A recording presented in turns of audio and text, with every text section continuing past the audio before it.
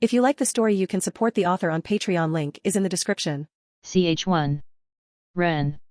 Ren, a 17-year-old young man with blonde hair framing his face and falling on his back in a short tail, watched with his blue eyes as a man entered his booth in a restaurant. Standing up, Ren smiled. "Hello. You are Ebisu, right? It is nice to meet you." He politely greeted him with a small bow. Honestly, as a reincarnated person, Ren disliked all these cultural customs of this world. But when in Rome, it was quite troublesome. Why did it have to be Narutoverse of all places? He would have really preferred a more easygoing setting. "Greetings, Chunin Ren. I heard about your request and graciously decided to fulfill it." Ebisu dramatically exclaimed while moving his head in just the right way to make his glasses glint from the reflected light, but under one condition. He spoke in a deeper tone. "Right." Ren's smile froze and his lips awkwardly twitched as he motioned for Ebisu to sit. The man acted a bit too self-important for Ren's tastes, but he let it pass because this was his very first chance in a long time to get what he wanted. For 2 months now, ever since he became a Chunin, really, Ren has been looking for a way to learn the shadow clone technique. Unfortunately, Konoha did not have a ninja library like it did in all the fanfiction he had read in his previous life. There was a civilian library with books on perfectly civilian things. But a convenient place where a ninja could access ninja techniques of various ranks for free? If that existed, everyone would be using it. Including the many spies from other villages that are no doubt in the village. Konoha's higher UPS were not stupid. Such a place did not exist. Ninjas could buy techniques at Konoha's armory from a catalog of some village-owned techniques. But it wasn't a simple process and it depended on a person's rank and merit. There was an entire system to gauge one's merit based on his missions and stuff. Shadow clones was a Jonin level technique, and while everybody who became a Jonin could learn it, not many people did. Unless you were Naruto, there wasn't much of a point in learning it. Having your chakra pool in a battle is tantamount to suicide. Clones that dispel with one hit are not worth the massive cost. It really only worked for Naruto because he could make hundreds of them and not even be winded. For everybody else, it was a reconnaissance technique that should not be used in battle. Not when there were other, much cheaper and much more durable elemental clone variants. Ren, however, was just a Chunin and could not get the technique from Konoha's armory. So, he paid for a mission, requesting someone to teach it to him. When he did it, he felt smug. He felt as if he had found a loophole and was surprised this was allowed. But he quickly realized the problem. Ninjas were a secretive bunch. In the fanfictions in Ren's previous life, a dude could just come to Guy and tell him he is interested in taijutsu and Guy would buy him weights, train with him every day, and even teach him his signature technique, the 8 inner gates. That was not how this thing worked in reality. Ninjas prided themselves on their techniques. They did not teach them willy-nilly. Ren's mission was registered for 2 months and absolutely nobody came forward, willing to teach him. Part of it was that accepting Ren's mission meant becoming responsible for his health during his tutelage, and shadow clones were genuinely dangerous to perform. The technique was in the Jonin level section for a reason. And Ren was still just a Chunin. Nobody wanted to take the responsibility of teaching a fresh Chunin a dangerous Jonin rank technique that could kill the user if it was performed wrongly. Another part of it was that Jonins who knew the technique had better things to do. It might not have appeared like it in the anime, but Jonins were very busy. But Ren felt the biggest part was that ninjas simply did not like sharing their techniques. They worked really hard for them. They had to climb the ranks and possibly buy their techniques unless they had a Jonin instructor or were from a clan. They did not want to just give them to somebody for free. Even Jonin instructors did not teach their techniques to all their pupils. Usually, they taught them to be competent ninjas for a Chunin rank, and maybe they picked one of the 3 to impart some of their techniques, but even then they would not teach them everything. It was just how this world worked. Techniques were the life-saving secrets of their trade. They were the stuff that earned ninjas their livelihood. Not even in Ren's previous world would masters teach their apprentices everything they knew about their profession. They usually kept the valuable knowledge, the stuff that truly makes good money, to themselves. It was the same thing in this world. "MHM. What condition?" Ren asked as he sat down. He tried to play it off, but he was quite nervous. After 2 whole months of nothing, finally, somebody was willing to entertain his request. But it seemed there was more to it. Of course, there would be strings attached. Silly me. Ren inwardly sighed, his eyes not leaving Ebisu as he wondered what the man could want from him. Ebisu didn't instantly answer. He just took out the mission scroll and 2 other scrolls from his vest and put them on the table, making Ren curiously raise an eyebrow. I will not teach you the technique. Instead, I will provide you with a scroll on it. Ebisu started, and Ren had to admit, for a comedy relief character from the anime, the real-life Ebisu was one smart motherfucker. This way, he would pocket the money from the mission and completely avoid the responsibility of teaching a dangerous technique to a chunin. And if Ren got killed learning it, it wouldn't be Ebisu's fault. Ren was recognized as an adult in this world ever since he graduated from the academy. He was responsible for his actions. If he decided to try learning a dangerous technique from a scroll, that was on him. Ren was starting to see that Ebisu's rank of Jonin was not exactly unearned. On top of that, I want you to take over an assignment from me. Ebisu continued, making Ren inwardly frown. Now this part of these talks was the truly important one. Ren was starting to get desperate after 2 months, but he wouldn't just accept some sort of suicide mission meant for a Jonin just to learn the shadow clones.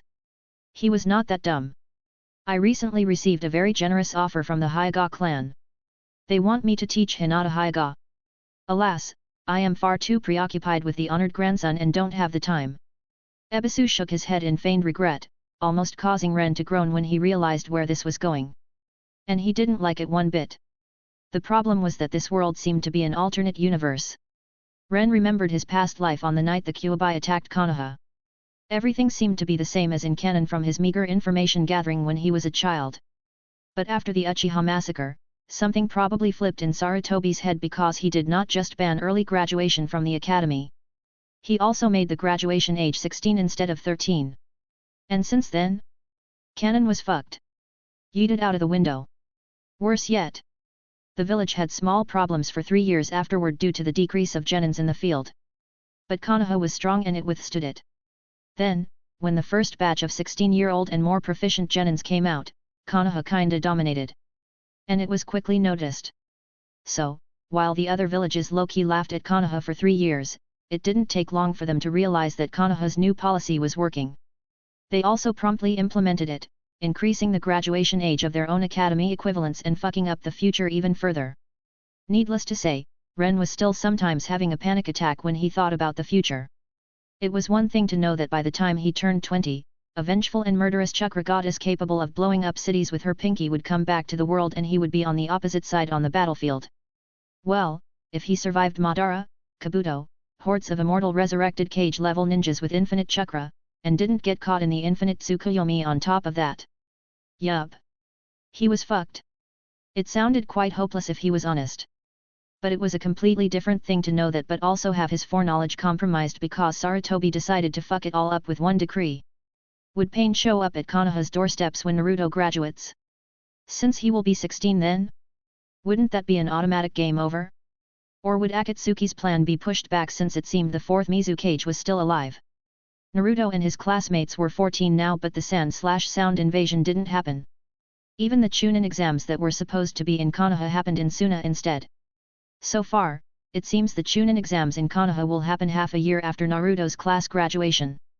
This part was the same as in canon. So, would Orochimaru attack then? Would it change? How was Ren supposed to know?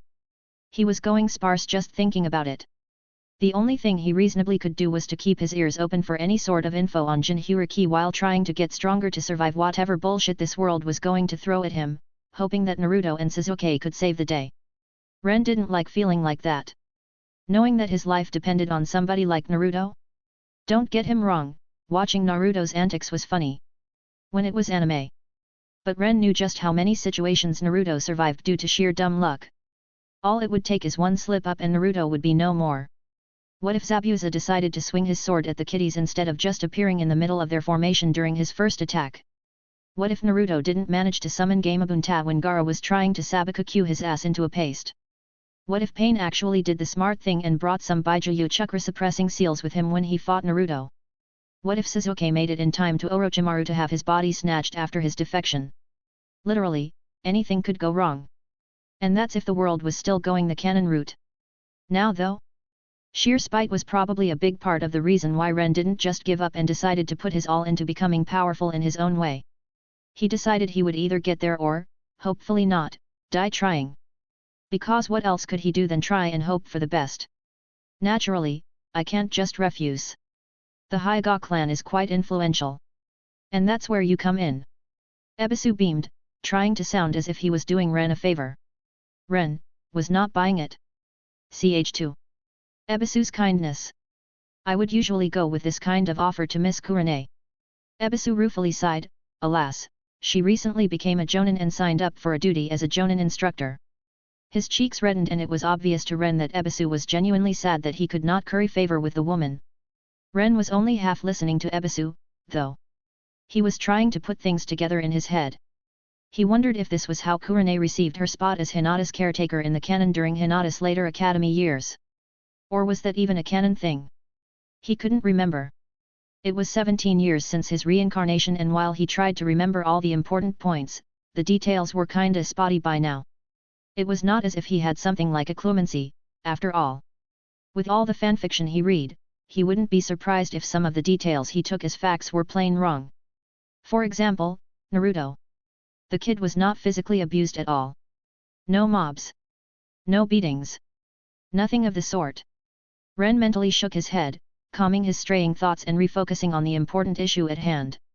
Being Hinata's tutor was going to be a long-term mission with a heavy time investment. If Kurenai was still a chunin on the verge of becoming jonin, the connection to the Hyuga clan could really help her get the promotion. Nepotism was a real thing in this world too and there were many elite chunin who had the necessary skill to be jonin but never managed to get the rank up. Especially the specialists who heavily focused on one ninja art like Kurenai had it rough. The requirements were harsh. Jonins had to be good in all the primary ninja arts. You either had the skill, or you had just enough to be passable plus some political backing. In canon where Hinata was still a kid and wasn't deemed a complete failure, where there was still a slight hope that she would be a late bloomer and maybe even become the clan head later on. This would have been a God-sent opportunity. Ren could see why Ebisu would offer it to Kurenai if he tried to get a date out of her. But in this reality, Kurenai already had a team and she was a jonin. She didn't have time or need for this. And Hinata? The girl was 14 now. Still meek as a lamb. Still losing to her younger sister. Still showing exactly zero aptitude for the kunoichi life and the position of the clan head. Still a stuttering mess. Even more now, to be honest. If this were before the Uchiha massacre, the girl would have been a kunoichi for an entire year by now. And that probably made all the difference to her clan. Hinata was no longer the heiress. She was set to be sealed upon her 17th birthday and Hanabi was now officially the new clan heiress. There were even some rumors outside of the Hyuga clan about Hinata being a failure as a kunoichi nowadays. And if Ren had to bet, he would say the Hyuga clan elders spread those in order to put pressure on Hiashi and get the girl sealed as soon as possible. But he didn't have any inside information and this was just his guess based on what he knew of canon. The fact that Hinata still had until her 17th birthday before she was sealed showed how much Hiashi cared. The man probably couldn't put it off any longer. Hinata's standing in the clan was much lower now than in canon as she was no longer the heiress. She was just another future branch Hyuga member. And with that, the benefits of being her tutor tanked too. There would be no favors for her tutor. It now made complete sense why Ebisu was trying to push this opportunity onto Ren. He probably couldn't refuse it without getting a massive hit to his reputation and some heat from the Hyuga clan. But he could throw this hot potato to some other idiot. After all, this was basically a babysitting duty. The Hyuga clan wasn't expecting Hinata's tutor to turn her into a badass kunoichi. They just wanted her to become competent in the field as a genin by the time she graduated. Meaning, they just wanted somebody to help her with her academy work. Enough to make her pass with grades that won't tarnish the Hyuga reputation. Honestly, fresh chunin like Ren should be overqualified for that. Not to mention a jonin renowned for his abilities as a personal tutor like Ebisu. This whole assignment sounded like a massive pain in the ass. The only upside was the pay, which was irrelevant for Ren since the Hyuga clan might reluctantly accept him as Ebisu's substitute with the man's recommendation but they will definitely not pay him the same money despite the heavy time investment still being the same. Hell, some clan elders who dislike Hinata might prefer Ren over Ebisu. It would be much cheaper for the clan and the chance of Hinata becoming competent enough to win her clan headship back from Hanabi would be lower. I am giving you an opportunity here.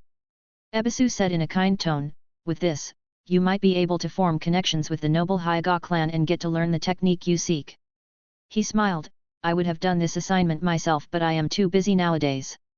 so, I decided to use it to help my fellow Konoha comrade, and when I saw your mission, it just clicked. Maybe in the future, you will be able to repay this favor I am giving you, Mr. Ren. He spoke as if Ren owed him for this. But Ren just sat there, smiling, as he listened to Ebisu. Cool as a cucumber. He just kept smiling. When Ebisu was done, Ren amicably nodded, I see. Ebisu-senpai is truly caring.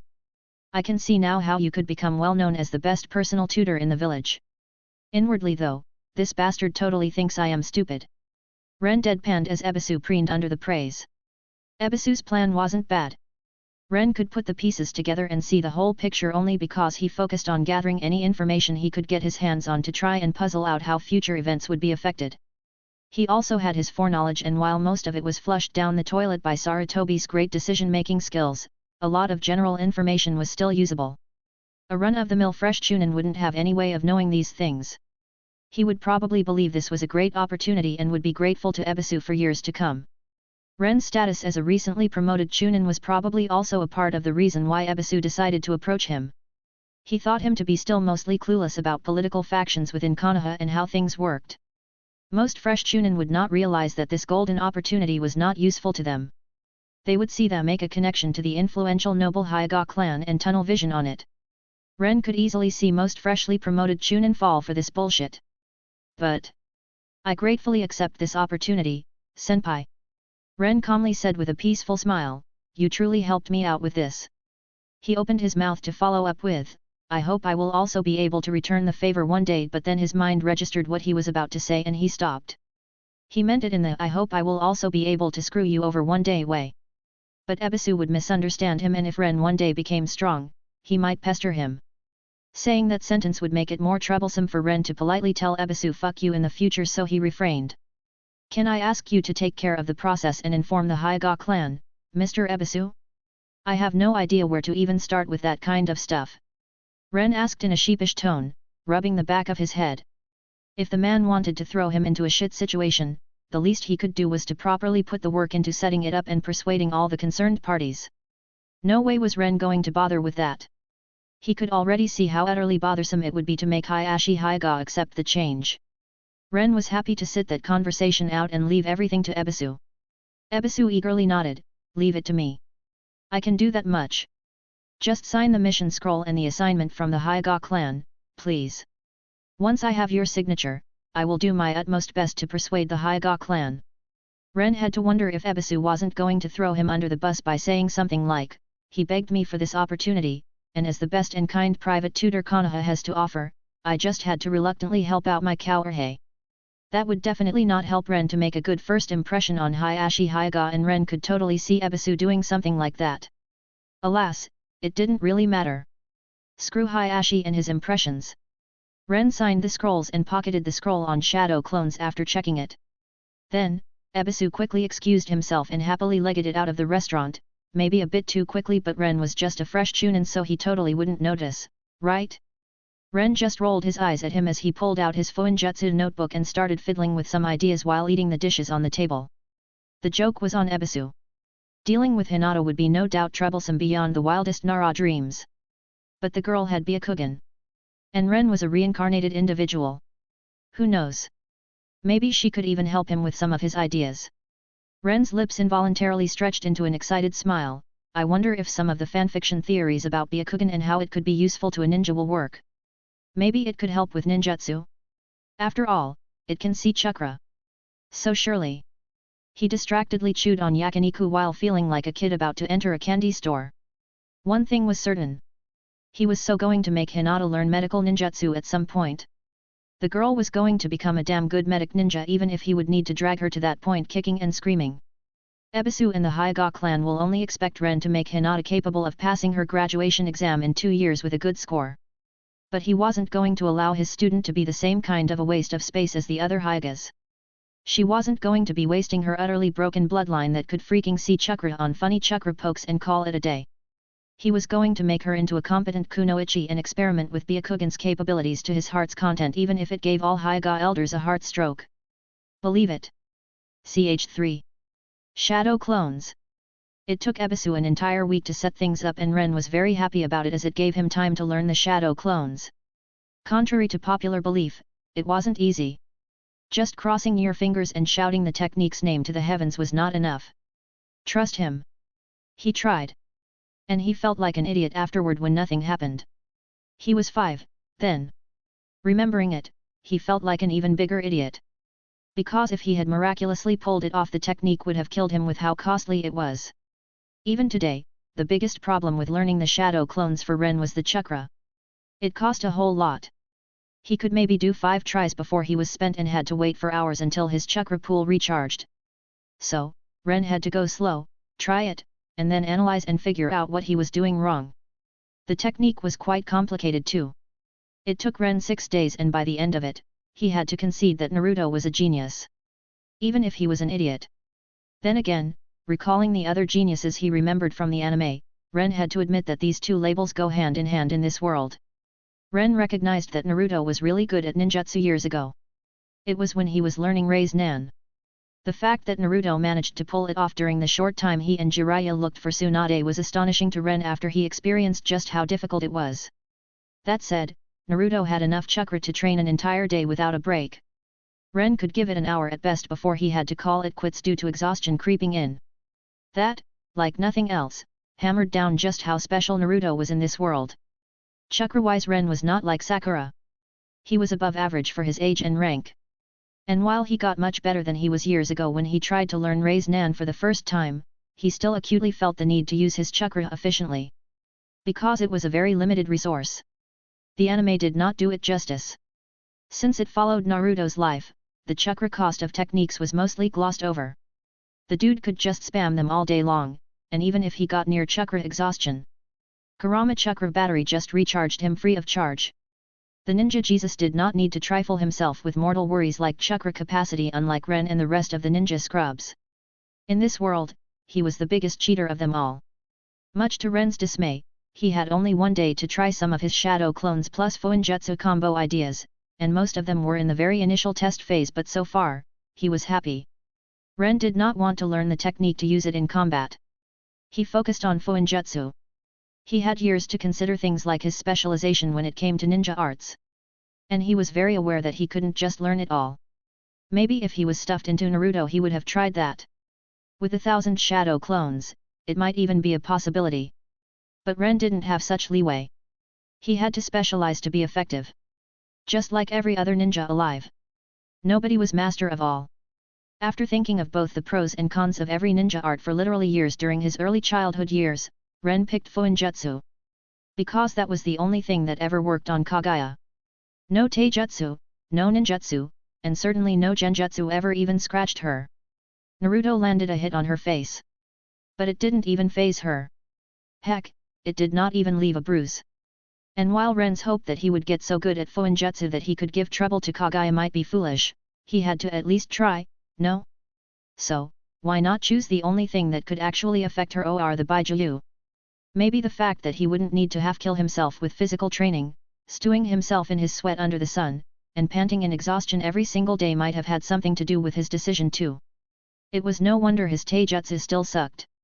He hated physical training. Loathed it with his very being and eagerly cheated at it with his Fuinjutsu. That old-fashioned Saitama training every ninja in the village tried to do as some form of self-torture. Yeah, screw that. He had enough physical education classes in the academy to be completely fed up with that bullshit. He was an otaku in his past life, and being reborn into Narutoverse would not change that. He might have spent his whole 2 last academy years creating the absolutely best, most user-friendly, and just slightly uncomfortable while still beneficial self-adjusting gravity seals he could manage to come up with, but it was totally worth it. It got him a get out of the jail forever free card when it came to physical training. If he had trained properly in the physical aspects of being a ninja with his gravity seals, he would have had a body as strong as Guy's in a few short years. With 10th the effort too. But taijutsu was not only about having a strong body. Technique and fighting style were important too, and Ren just had to admit to himself that he was not and never will be that talented at close-quarter combat. It was much better to invest his time into Fuinjutsu for Ren. That's where the shadow clones came in. He had many ideas, but not enough time. He had many dangerous experiments to do but didn't want to die in a fiery explosion. Fuinjutsu had a reputation for being dangerous for a reason. Hence why he was so desperate for the shadow clone technique. Almost every really good idea he had was dangerous. Almost every single one had a high chance of going horribly wrong. But with shadow clones? That no longer mattered. Ren could create 5 copies with his current chakra capacity. That was actually really good. He once spoke with a ninjutsu specialist jonin who had above average chakra capacity for a jonin-ranked ninja, and even that guy could only make 7 copies. Sadly, the bastard refused to teach Ren the technique despite being wasted. He just laughed Ren out of the room. Sure, Ren was around 10 years old back then, but still. Laughing at him was rude. That said, creating 5 clones was pushing it for Ren. Each of the 5 copies would have very little chakra, making them useless both in combat and for training purposes. Creating 3 was optimal. 2 if he actually wanted to train with chakra. But Ren learned the technique to help him with Fuinjutsu research. For that, he didn't need much chakra, so 3 copies were just fine. Fuinjutsu was very chakra efficient. His clones could brainstorm Fuinjutsu ideas for hours without going poof. And they could experiment for quite some time too, depending on how much chakra a seal needed. But the most valuable use of shadow clones so far was the creation of exploding tags. Ren was a part of the barrier core. He got there after getting assigned to Team 7. Which meant that fucktard Hitaki and his equally retarded bell test. No. Nobody used such ridiculous bullshit as a test in the village. Yes, Ren knew others used it in the past, but surely they were not as unreasonable as Hitaki. Yes, Ren was salty. Konoha was known for teamwork, but it was not something jonins required from genins fresh out of the academy. Nobody tested teamwork of all things. Ren knew that much. He asked around. His classmates were very willing to share their stories. Teamwork was something that developed over time. It wasn't supposed to be there from the very start. The academy was a competitive environment in the first place. The students competed with each other constantly. It was encouraged, and it was expected. You can't just throw them, with that mindset cultivated for years, and tell them to compete for bells while secretly expecting them to work together and actually think they would do what you want. Of course, they are not going to do that. There is a reason why none of Kakashi's previous teams passed. Jonins are supposed to teach teamwork. The emphasis on the word teach is really, really important in that sentence. Even Kakashi's very own team was as dysfunctional as they come, always arguing, always fighting, even having some weird love triangle. Despite knowing the answer, and almost screaming it to the faces of his would-be teammates, Ren's team flunked. Because his teammates just didn't want to work together, believing that one of the 3 would not pass a bit too much. There was no make-up test like Naruto had. Nobody tied to the post. No, don't feed that guy thingy. It was just. Ya didn't work together. Shucks to be you, tee-hee. Honestly, Ren realized that Hitaki just didn't want a team. No matter what, Ren's team flunked the second they had the misfortune of being assigned to Kakashi. He wasn't that angry over it anymore anyway. A person should not be angry at the mentally ill. Fuck Hitaki.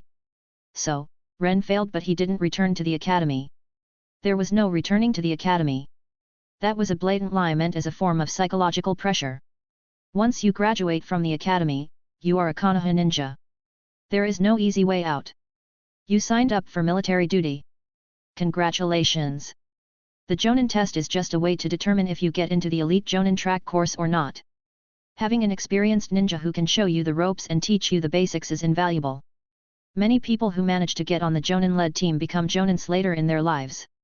That's statistically proven, and it is why the village wastes a few Jonins to babysit some talented genins. It's basically an officer course.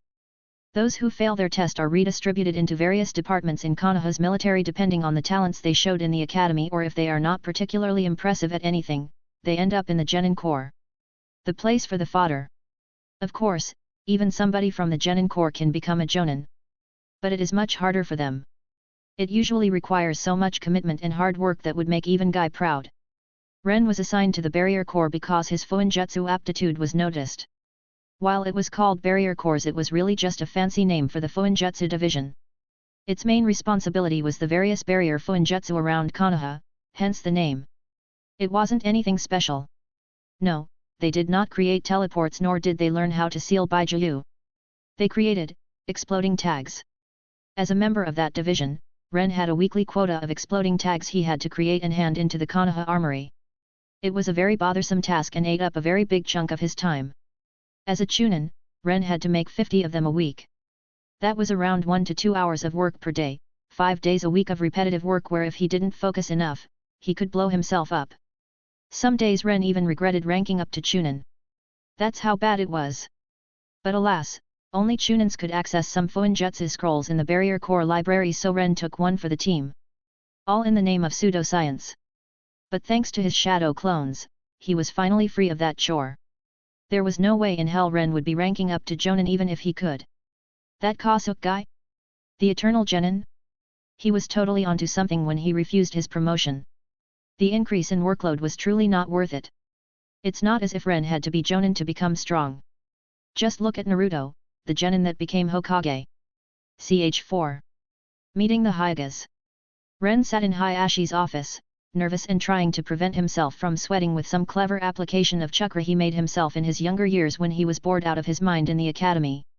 In front of him with a desk between them, was Hiashi in all his stoic glory and bland grey kimono that wouldn't be amiss in a labor camp, and Ren was genuinely happy that Hyugas could not read minds, staring dispassionately at him with a stiff poker face. But from the atmosphere in the office, Ren had the inkling the man did not like him all that much. It made him wonder what kind of bullshit Ebisu told Hiashi. To the side, closer to the wall rather than the table, sat Hinata in her jacket, making Ren briefly wonder why she wore it inside, and her hair cut in a bob cut that really did not do her looks much good. Her face also clearly betrayed that she would love to be anywhere else but here.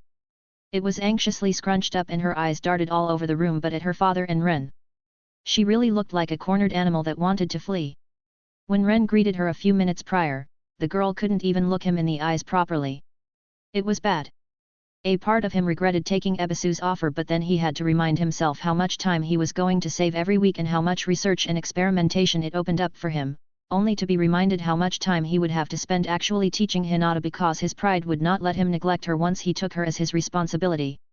He had very mixed feelings about his situation. Your duties as Hinata's tutor will be teaching her how to be a competent ninja and helping her with her academy practice. You shall escort her to the academy in the mornings and pick her up in the afternoon.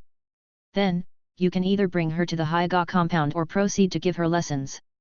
Her afternoons and evenings are free, but I want to see her back home no later than 10 in the evening. Hiashi spoke, giving this tutoring thing some ground rules. Ren barely managed to nod his understanding when Hiashi started speaking again.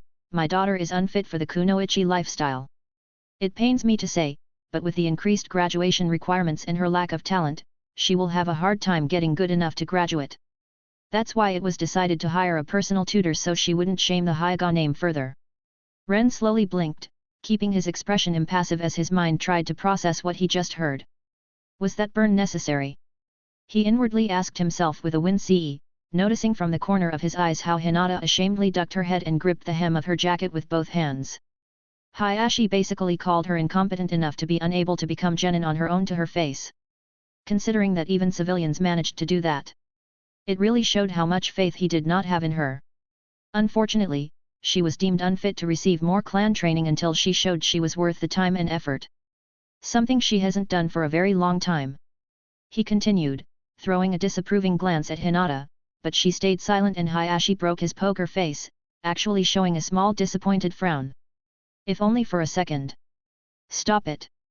She is already dead. Ren inwardly sighed when he noticed the hint of tears in the corners of Hinata's eyes. But Hiashi was not done yet.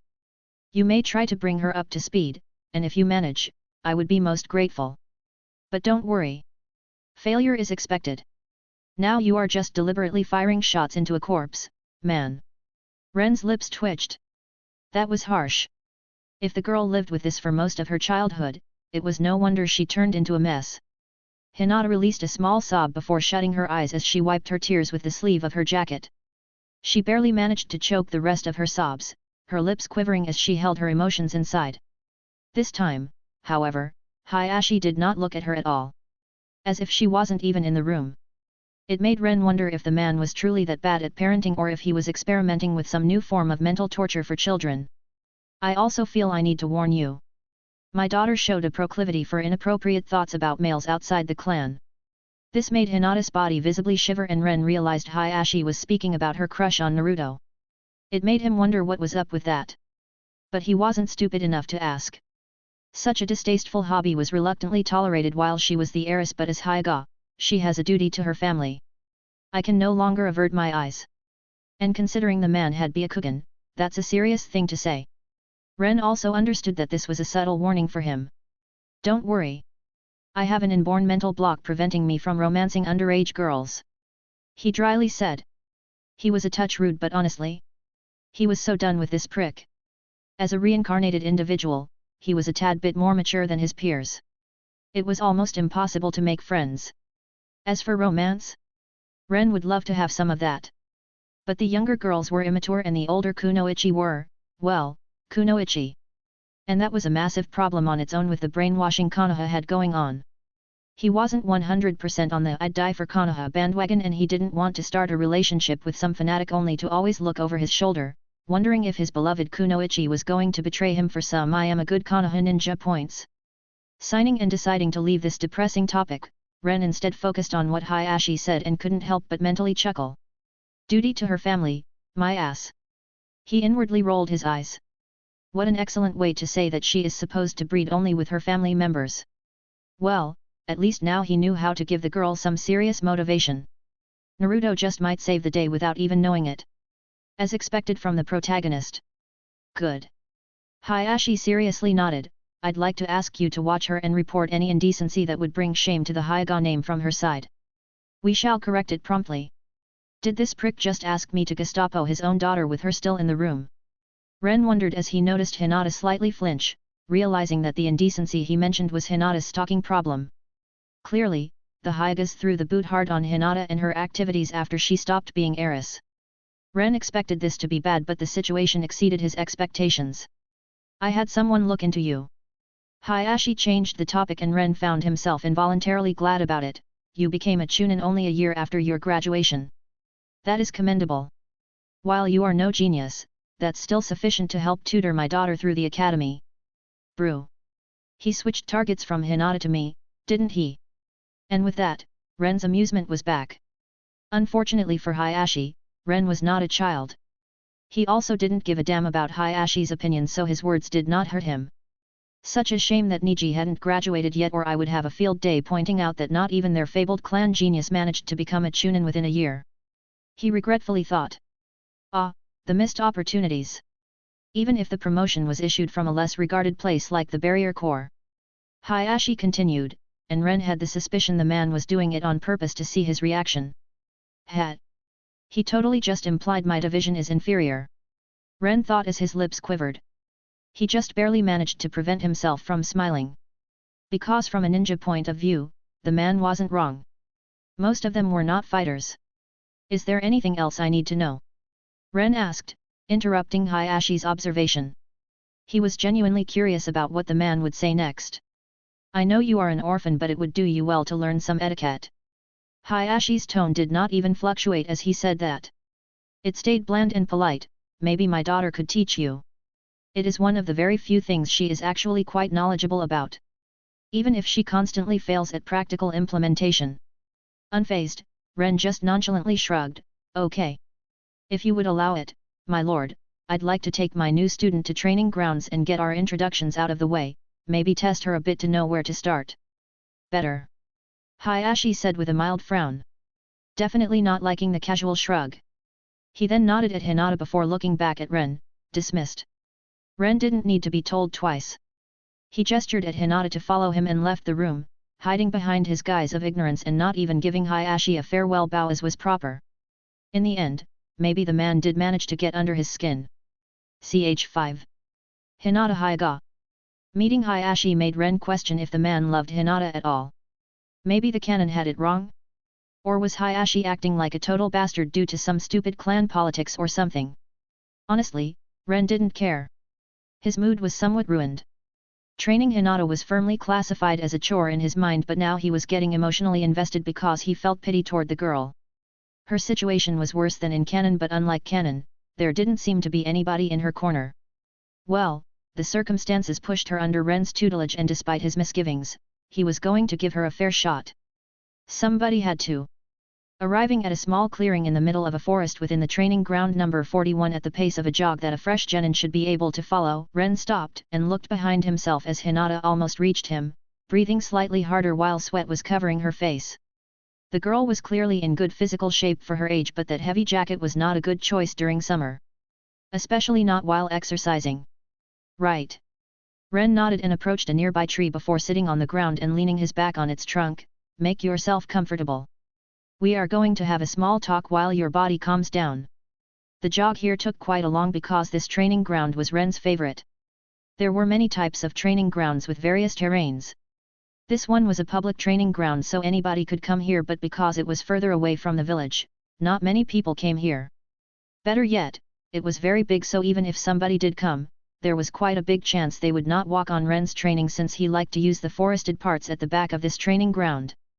Hinata unsurely followed Ren's order, her head ducked and looking at the ground while choosing a tree 4 meters away from Ren and imitating him by sitting down and leaning her back on it. Introductions first, Ren cheerfully said, inwardly sighing at how withdrawn in her shell the girl was.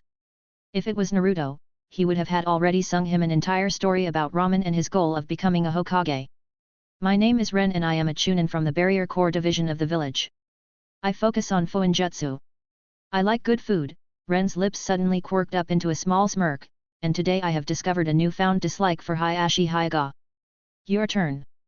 He said, enjoying how Hinata's head whipped toward him at the last part of his introduction, and she gave him a wide-eyed look full of shock. Now that Ren thought about it, this was probably the first time in the girl's life that she heard something like that said about her father.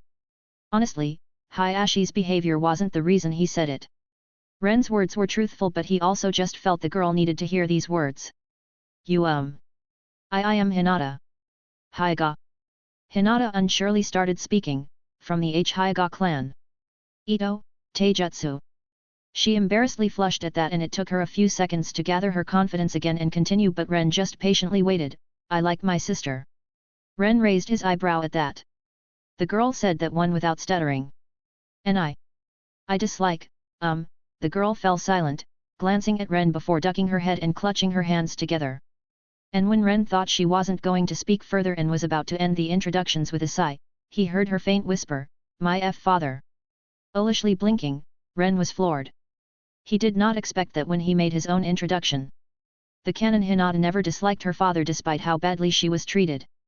He wondered if the past year was truly so bad for her that the girl's feelings on the matter actually changed. Well, it did not matter for now. Okay. Let's set some ground rules first. Ren said. Hinata slightly nodded with a muffled, Rule number 1. Ren proclaimed, making a slight pause to create suspense, the jacket has to go. Hinata's eyes looked at him in shock for the second time that day, making Ren self-satisfied. But he decided to press on. Rule number 2. You are going to grow your hair out. He told her in a no-nonsense manner, and the girl actually blushed, probably confused about what was going on. Well? Why are you not taking the jacket off? You do have a shirt underneath it, no? Ren asked with a raised eyebrow, but Hinata only clutched at the hem of her jacket, looking unsure. Why? She quietly asked. Because I want you to grow a damn spine. He couldn't tell her that. With a sigh, Ren decided to explain a bit differently, it will hinder your training. It is a very nice jacket, and it really was. And you look good in it, and she really did.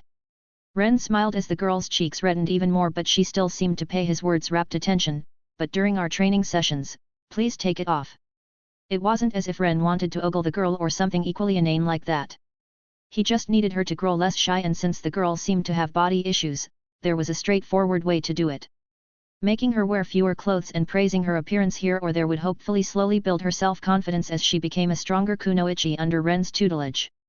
The quick way to do this would be to throw her to Anko for a week or two. But while Ren did want Hinata to become more confident, he didn't want her to show up wearing only a mesh shirt and trench coat. He could already imagine Hyashi's expression if that happened. Unfortunately, Ren had to do this the slow way. Reluctantly, Hinata obeyed and took her jacket off. Ren had to say, the girl was going to have some serious assets when she was finished growing. She quickly tried to cover herself with her arms out of embarrassment despite wearing a lilac shirt. So, Ren decided that she needed another distraction. As for your hair, Domu, that's for my personal enjoyment, of course. He sagely nodded, you are going to be a very pretty girl one day. Hearing that, Hinata whined, not used to compliments, her hands covered her red face. But she was still not fainting, which pleased Ren. He was kinda trying to gently probe her limit in this regard, but it seemed that since he was not an orange-wearing idiot there would be no problems with her fainting due to slight teasing. That pleased him immensely. Having her randomly faint would definitely get old really fast. He didn't have the patience to deal with that level of incompetence.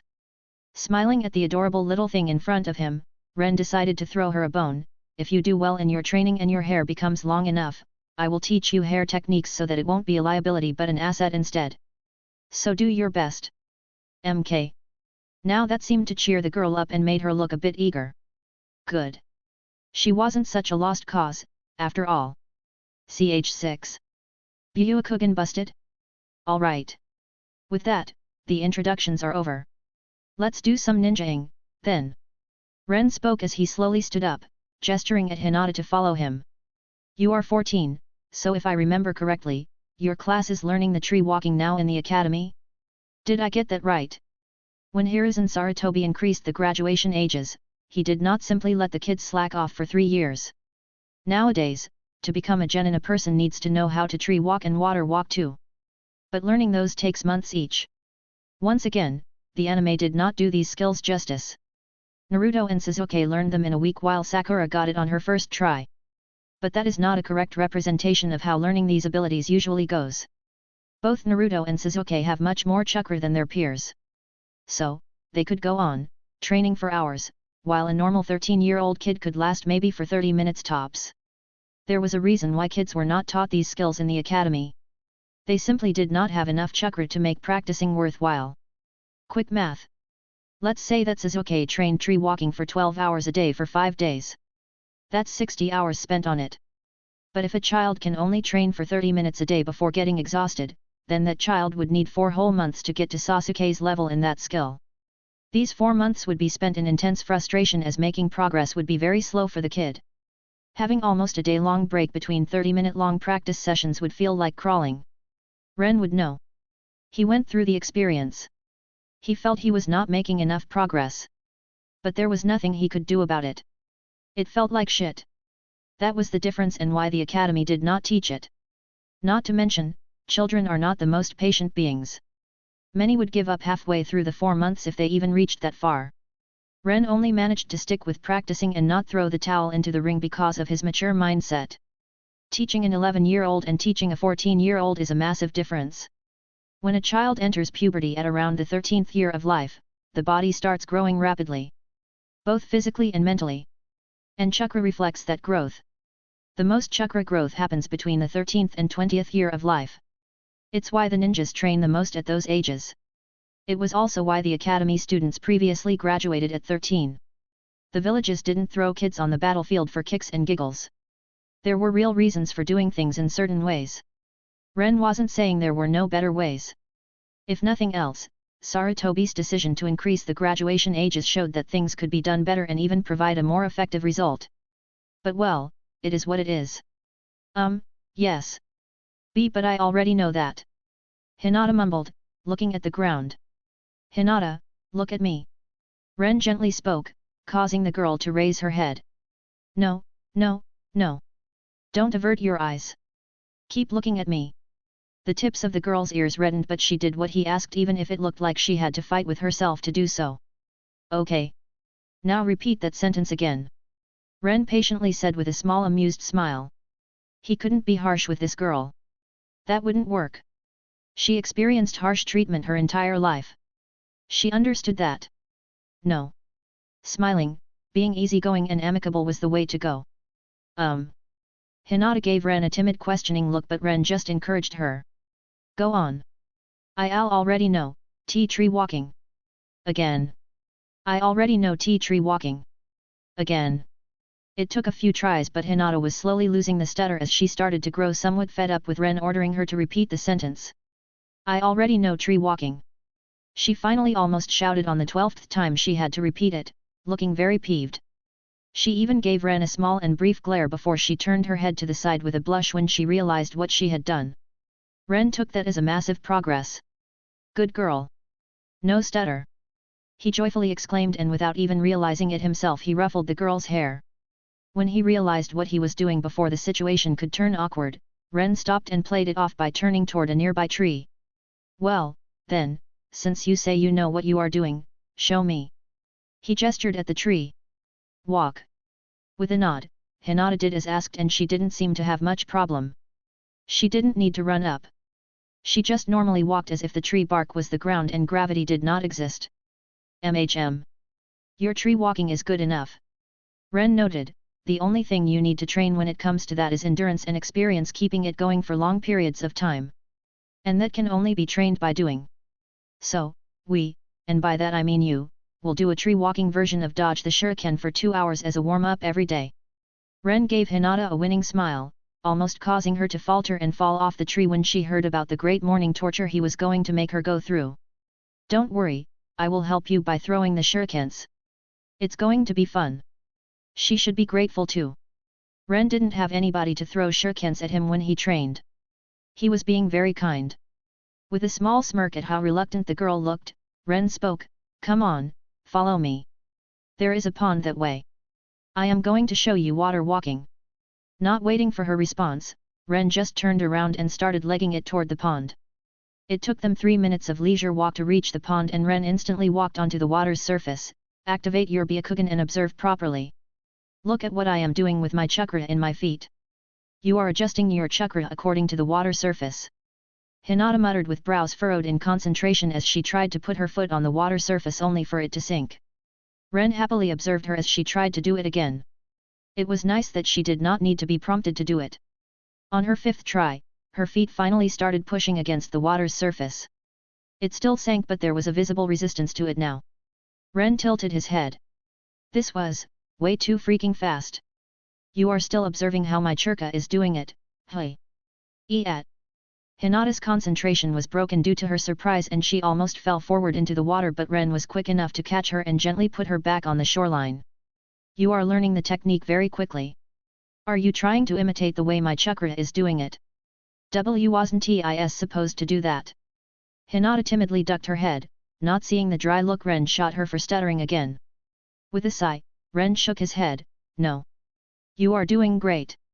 And the girl's entire face went red. Continue. Don't be afraid to ask me to take a few steps if you need to see how my chakra would behave or ask questions. I can stand here all day. With a small poof, a notebook appeared in Ren's hand and he opened it, thinking about some of his Fuinjutsu theories there and how to improve them. He was happy that he was not wrong. Byakugan was busted and Hinata did not need him to verbally teach her much. He only needed to be there as an example and the girl's eyes would do the rest. 30 minutes later, Hinata stood on the water's surface, trying to hide the big happy smile stretching on her lips as Ren congratulated her for her achievement. Adjusting the chakra is still difficult. She tapped her foot on the water with a small complaint. Yes. But don't worry. Eventually, it will become a reflex. Ren told her. He had to admit, he was a bit envious of the girl. It took him 2 months to get to the level she achieved within 30 minutes. And she did it without falling into the pond once. The highest place she was wet after this training session was the middle of her calves. Ren always knew that bloodline ninjas were special. But now he had seen it and he was still working on believing how bullshit this whole thing was. It was a very bittersweet feeling. As her teacher, he was proud, but as a ninja, he was disgruntled. Unlike Sharingan, Hinata's Byakugan did not allow her to copy techniques instantly, but since she could see chakra, she could see exactly what she was supposed to do with her chakra to imitate what Ren was doing. She just needed to practice it and learn it for herself. Ren had no idea why Hyugas did not utilize this part of the Byakugan. But for some strange reason, they held disdain for both elemental ninjutsu and medical ninjutsu, going as far as forbidding their children to practice them. They also didn't have much regard for genjutsu because their eyes could see through them easily. It was silly. And Ren would not allow Hinata to develop a mindset like that. Since you succeeded in walking on water and still have some chakra left, I guess you deserve a reward. Ren said as he exited the pond with Hinata curiously following him. He just now noticed, but the girl was way less tense around him now than she was when they started. Unsealing several water balloons, Ren grinned. Oh, yes. He was going to do exactly that.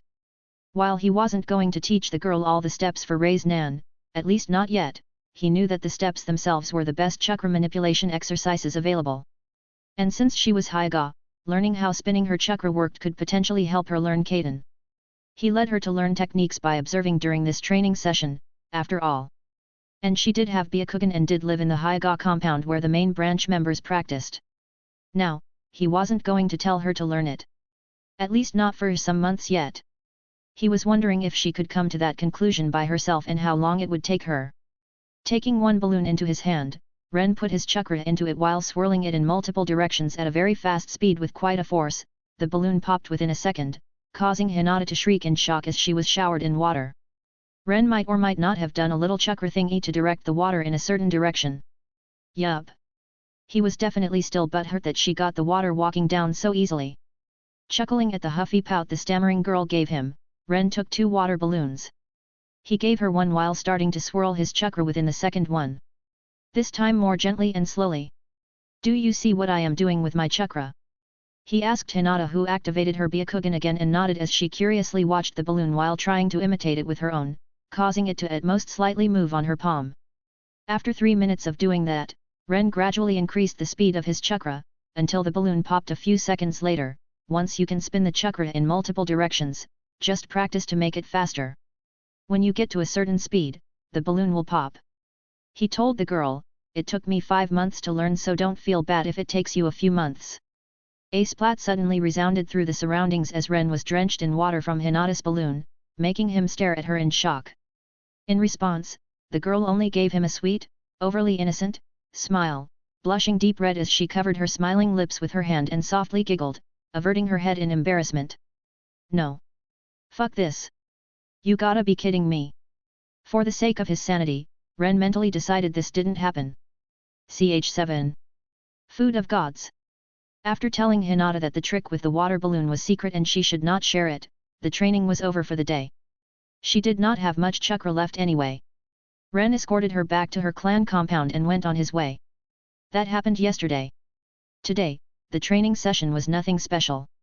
Ren just fiddled with Fuinjutsu ideas while absent-mindedly throwing blunted shuriken at Hinata, who was dodging it while water walking. He then retrieved the shuriken with a chakra string, only to repeat the process. Her face when he told her that since she mastered water walking, they were going to play the dodge the shuriken on water rather than on a tree was priceless. She even threw a glare or two at Ren for a second after the 20th time she fell into the pond. Ren had a lot of fun trying to make her glare at him again. All in the name of confidence building. It was for the greater good.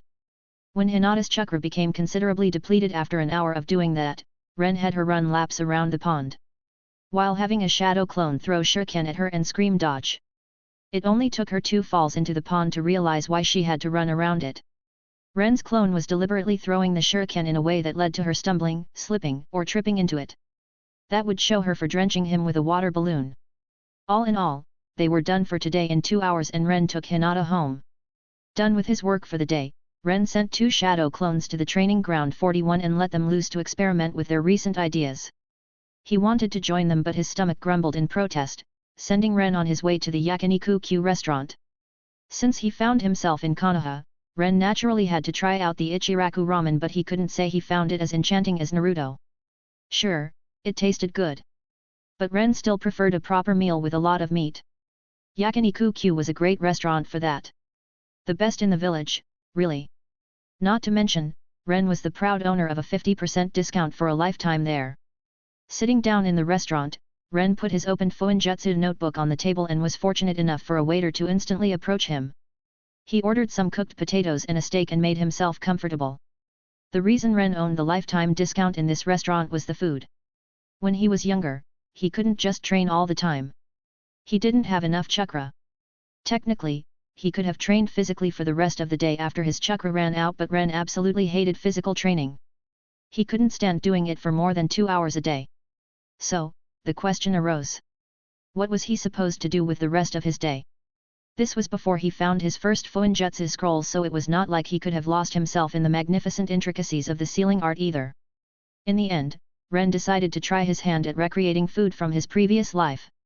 This whole world was too Japanese-ish for his tastes. They had tomatoes and noodles, but spaghetti bolognese? Nope. That wasn't a thing.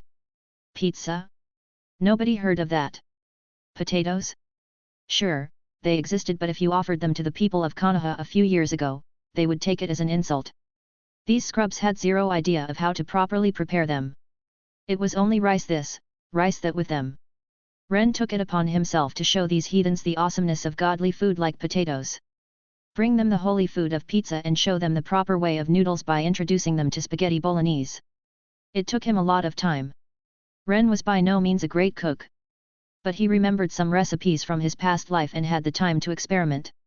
Spaghetti was the easiest. Noodles existed. Tomato sauce wasn't that hard. Sure, the noodles were not the same as in Ren's past life and there was no Parmesan cheese, so the taste was a bit different in the end, but he remembered that he couldn't help but cry when he tasted them again for the first time in this life. He sold the recipe to the Akimichi clan. If there was one thing the Akimichis were interested in, it was new recipes. Needless to say, Ren's tomato noodles, as the uneducated fat heathens insultingly named the dish, was a big hit with the clan, and later on with the village. Unfortunately, a patent on a recipe was not a thing in this world. Ren received a quite generous lump sum of money. The Akimichi clan was gracious and gave him 500,000 ryo for it. So, around $50,000. Ren was surprised to get that much. He certainly did not regret wasting his time with it. No longer did he have to live off of the meager orphan funds he received. And it also allowed him to buy better ingredients and try his hand at other things. Pizza was hard and it took Ren 3 months to remake a version of it that looked and tasted good enough. The Akimichi had a hard time evaluating how much they should pay him for it since there were many possible variations of pizza, but in the end, they gave him 1 S-rank pay, so 1,000,000 ryo. And Ren had no illusions. He knew they would be making hundreds of millions of ryo on his recipes. But he was satisfied. He didn't feel bad about it. The Akimichi were the wealthiest clan in the whole village, even if they kept that info low-key. They owned over 70% of the restaurants in the village. That was the main reason why Ren was selling his recipes to them. He wanted to eat these foods, but he did not want to always have to cook them himself. Naturally, the Akimichi clan introduced these dishes in their restaurants after buying them, so it was a win-win for Ren. He could finally taste a piece of his lost home. Potatoes though, now those were hard to get. They existed in this world. But nobody ate them in the land of fire. They came from the land of earth, so that was a problem. And there wasn't much interest in them over here either, so peddlers usually did not bring any. Ren had to specifically request them from a merchant and it earned him a weirded out look from the man. Then he had to wait for 6 freaking months for the delivery. It was insane. This world was in dire need of Amazon. Well, maybe once Kaguya is dealt with. Ren hummed to himself. That wasn't such a bad idea. He didn't want to be a ninja until the end of his life. After Kaguya, he will be retiring, thank you very much. As much as he loved fiddling with the seals and chakra, he hated ninja work. Nobody sane could voluntarily sign up for it if they had any other choice. Alas, Ren did not have a choice. It was the only way for him to get the chance to grow stronger. If there was another way, he would have taken it in a heartbeat. He did not enjoy the experience of being a killer for hire. When Ren finally got the potatoes, the rest was easy. Presenting them to the Akimichi clan was a bit awkward. They were all very skeptical about them, mostly because they came from the land of earth, which was a ridiculous reason, but hey, this was Konoha and propaganda was something fed to the natives since they understood the local language.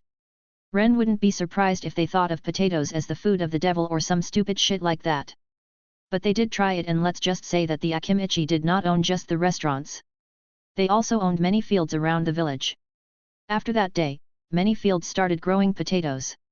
The waiter showed up with Ren's order, and with satisfaction filling him at the sight of the potatoes and steak, he dug in.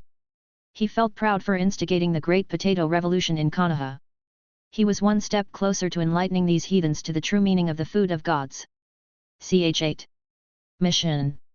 Time passed, and slowly, it was 2 weeks since Ren became Hinata's tutor. The girl was improving every day, especially at dodging and chakra control. Her chakra capacity was slowly increasing too. If it went like this for 2 more weeks, Ren was thinking about introducing some elemental training for her.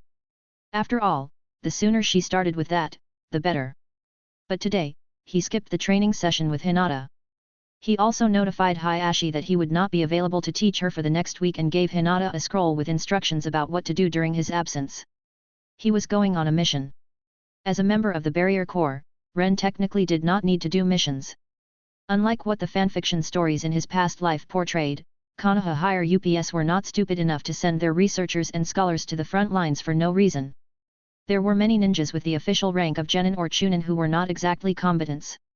Oh, they knew the basics and were at least borderline competent for their rank, but their fighting abilities were nothing to write home about. For example, that girl from Canon with swirly glasses who joined the cryptanalysis squad. Shiho or whatever was her name.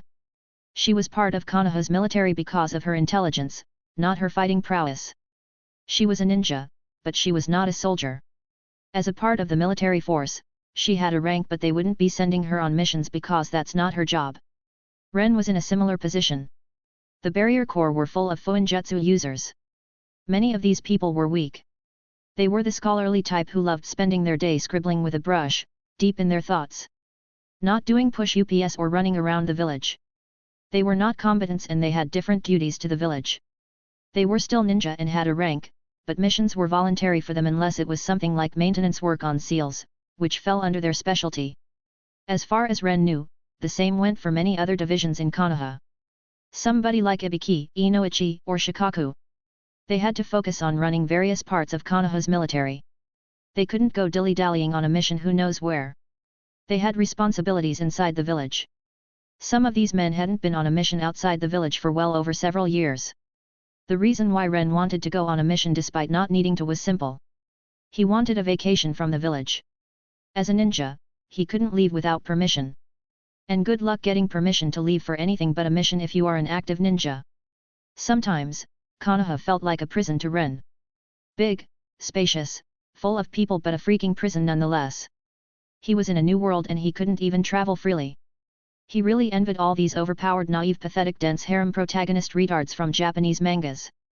At least, they could go wherever they pleased. Entering the mission office, as many ninjas called it, Ren saw two Chunin manning the desk with missions. Contrary to popular belief, the Hokage was not always present.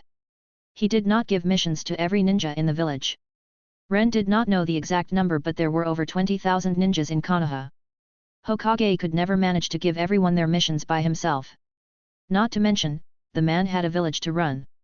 Paperwork to sign. He couldn't be sitting at the assignment desk all day.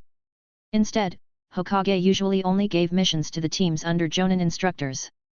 Because they were on a fast-track Jonin course and there was a chance these kids would be the next generation of village's Jonins. So, knowing them was worth the time investment for the Hokage. That's why all the Jonins with Genin teams took their missions during the same time of the day. Because that's when the Hokage was present at the mission assignment desk. Then, Hokage mostly dealt with emergency or high-level mission assignments. S-rank missions had to go through the Hokage office, as did some A ranks. But scrubs like Ren?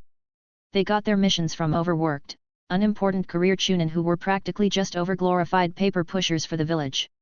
Honestly, Ren was not complaining. He preferred those people over having the personal attention of Hokage. He still sometimes woke up cursing Sarutobi for fucking up the cannon. It was a habit for Ren by now. Bandit extermination.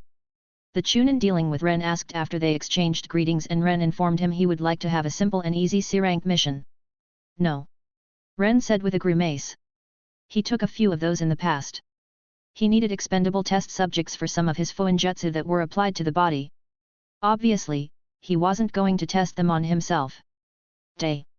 But one thing those missions taught him was that this was not a story. It was a reality. And the reality was never black and white. In fanfiction, it was simple. Bandits were bad guys and needed to be killed. In reality? Sure, some of them were scum. But then there were those bandit groups that were nothing but starving orphan kids. They do not kill. They do not *E.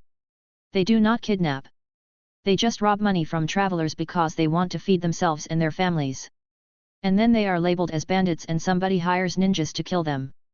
And so they die. Most likely in a very brutal and painful way. Then, their family either starves or their brothers become the next generation of bandits and their sisters the next generation of prostitutes.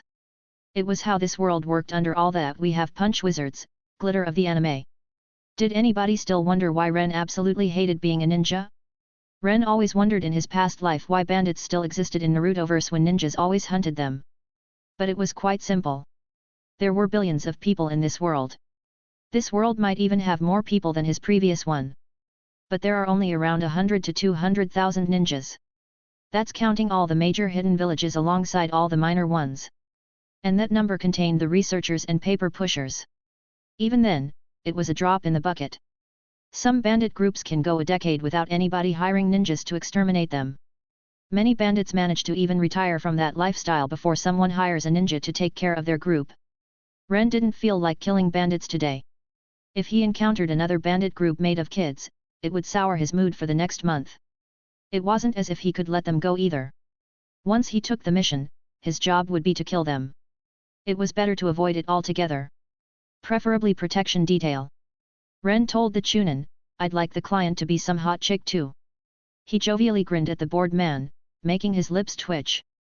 "Oh, and wouldn't you like me to pack you food and drinks too?" The Chunin asked with an eye roll. "Nope. I've got my own."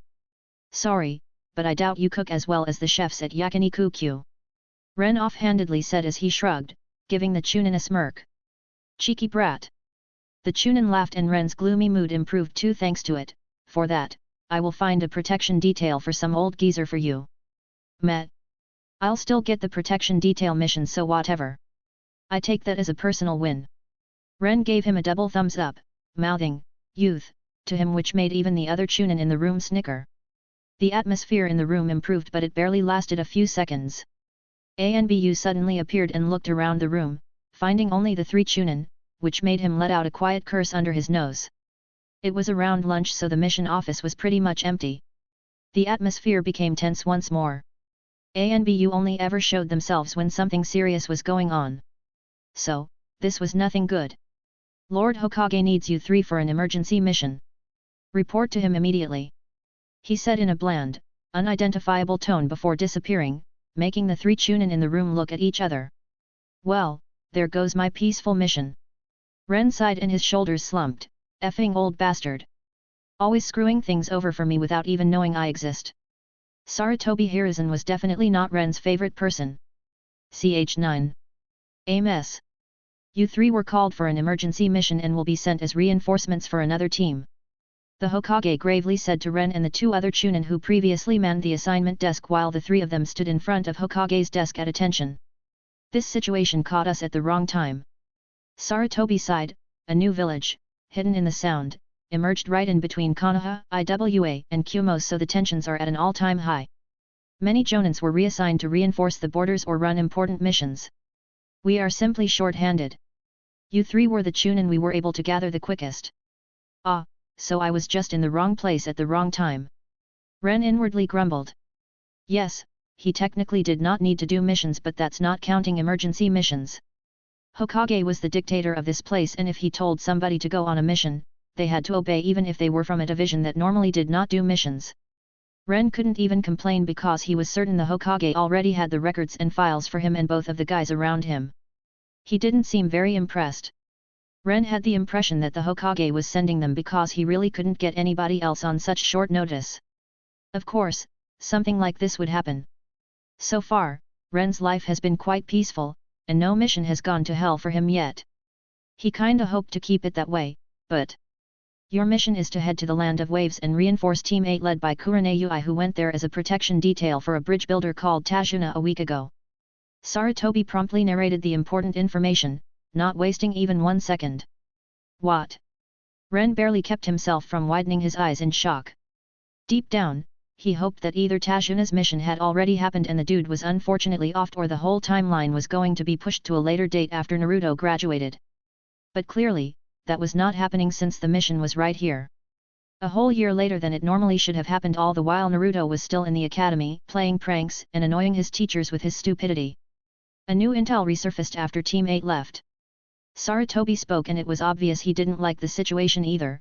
The Land of Waves is currently oppressed by a businessman Gato who is known to hire rogue ninjas, and Tajuna is a thorn in his eye. The mission might be upgraded to B, maybe even A rank. Hopefully, it won't come to that. Protect Tajuna and ensure the survival of Team 8. You have 10 minutes to prepare and leave the village. For a briefing, this was a very quick one. Barely 3 minutes passed since they entered the Hokage's office and he was already sending them off. He must be really worried for Team 8. Ren inwardly hummed.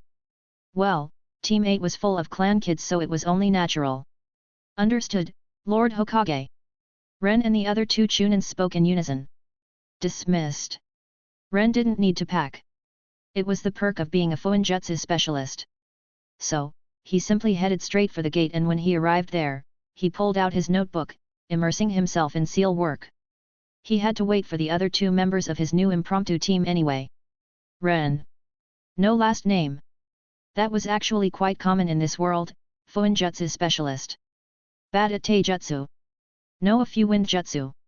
Ren quickly narrated as he hopped from tree to tree, a bit frustrated with the slow pace, but he was not the team leader, so he did not get to set it. They were barely moving at low Chunin level speed. Itsuki Taro, the team leader, started his introduction. Shurikenjutsu specialist. Passable taijutsu. Few genjutsu and 2 defensive earth techniques. This way of quick introduction was not something Ren made up. They actually taught how to do this in the academy. In case a person is teamed up with strangers and they are short on time, they need a quick way to give a broad overview of their capabilities to their teammates and the team leader. Kenji Jinrei. Specializing in Kenjutsu. And Ren inwardly winced at that. He kinda doubted it would be relevant against somebody like Zabuza. No elemental techniques. Weak sensory talent. Of course. Ren mentally groaned again. These two sounded like Mizuki and Irika. They were the dregs of the Chunin rank. Genins who were promoted to Chunin not because of their strength but because they just served the village long enough and accumulated enough mission records to earn the promotion. It was not anything to be ashamed of, but Ren didn't exactly feel reassured having teammates like this when he was most likely going to face Zabuza of all people. Today just plain sucks, doesn't it? He looked at the grey sky, wondering how Hinata was doing. Ren and his teammates ran in silence for almost an entire day, focusing on keeping their breathing stable and keeping pace. When they finally reached the shoreline, they did not stop. They were Chunin and did not need a boat. They just ran straight to the land of water on the water's surface. It was not that far away anyway, and the journey on the water took them around 3 minutes. They stopped only when they were deeper in the land of waves, as now they would need to find Team 8 and their client. Are you sure you are bad at taijutsu? Itsuki asked while giving Ren a disbelieving glance, his hands on his knees as he tried to calm his hard breathing. Ren just shrugged, not even winded. He wore his gravity seals the entire last year, releasing them only once every month to adjust to his new physical capabilities.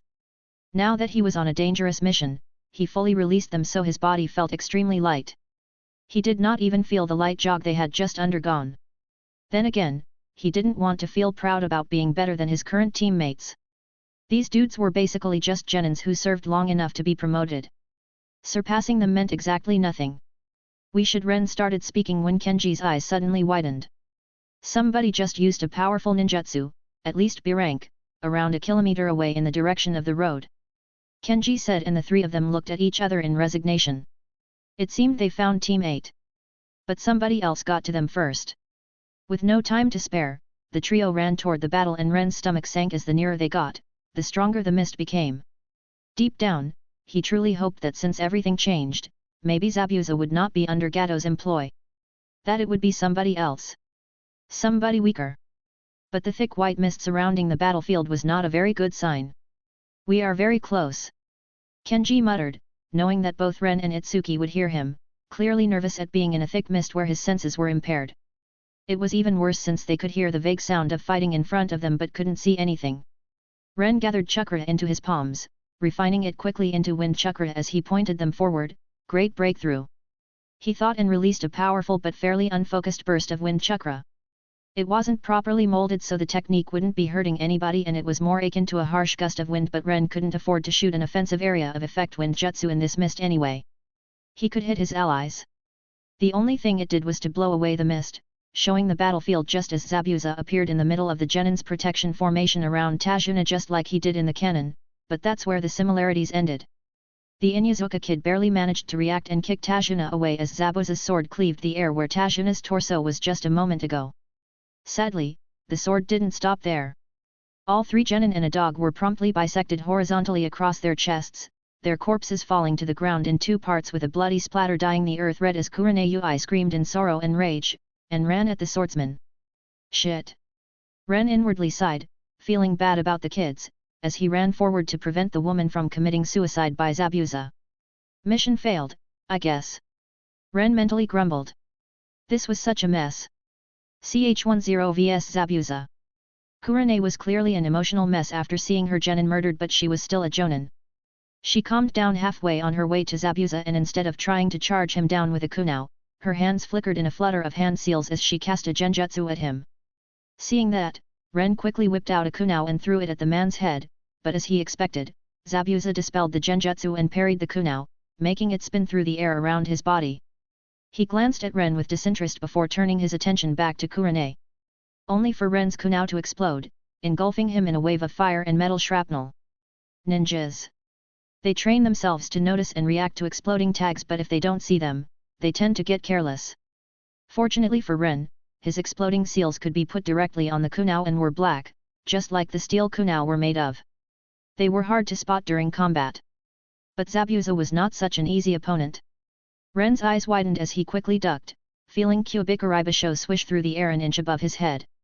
Pivoting on his heel, Ren swiped a kunai full of wind chakra at Zabuza's calves, but the man just jumped over it, evading injury, only for a kunai to suddenly burrow into his stomach. Retracting his chakra string that scored said hit, Ren hopped back, evading the water that burst from Zabuza's body, confirming that it was just a water clone. Well, that was given. Ren doubted the real deal would have been unable to dodge his kunai on a chakra string trick. The Zabuza he was fighting was a bit too slow for a high A-rank ninja. Glancing around, Ren could barely see Itsuki and Kenji facing another water clone of Zabuza, while Kurenai seemed to be in a high-speed battle with the man himself. Surprisingly, she was doing pretty well, unlike Ren's teammates who seemed to be at the end of their rope. For a split second, Ren considered who to reinforce, but he quickly realized his teammates were shit out of luck. If he went to help them and Kurenai died, the situation would worsen. Kurenai had a much higher value as a combatant, unlike the two dudes almost losing against a water clone. Ren would prefer to find himself with Kurenai against Zabuza rather than facing him with his temporary teammates. Inwardly hoping that the two chunins would not die against the water clone, Ren jumped toward Kurenai and Zabuza. Worse, the mist was already starting to reform.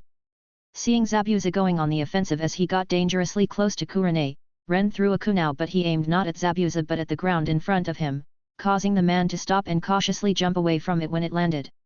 Sadly, the man remembered the exploding kunai trick. But the kunai did not explode this time. Zabuza's eyes looked at Ren, his forehead unhappily creased as he realized he had been tricked into aborting his attack.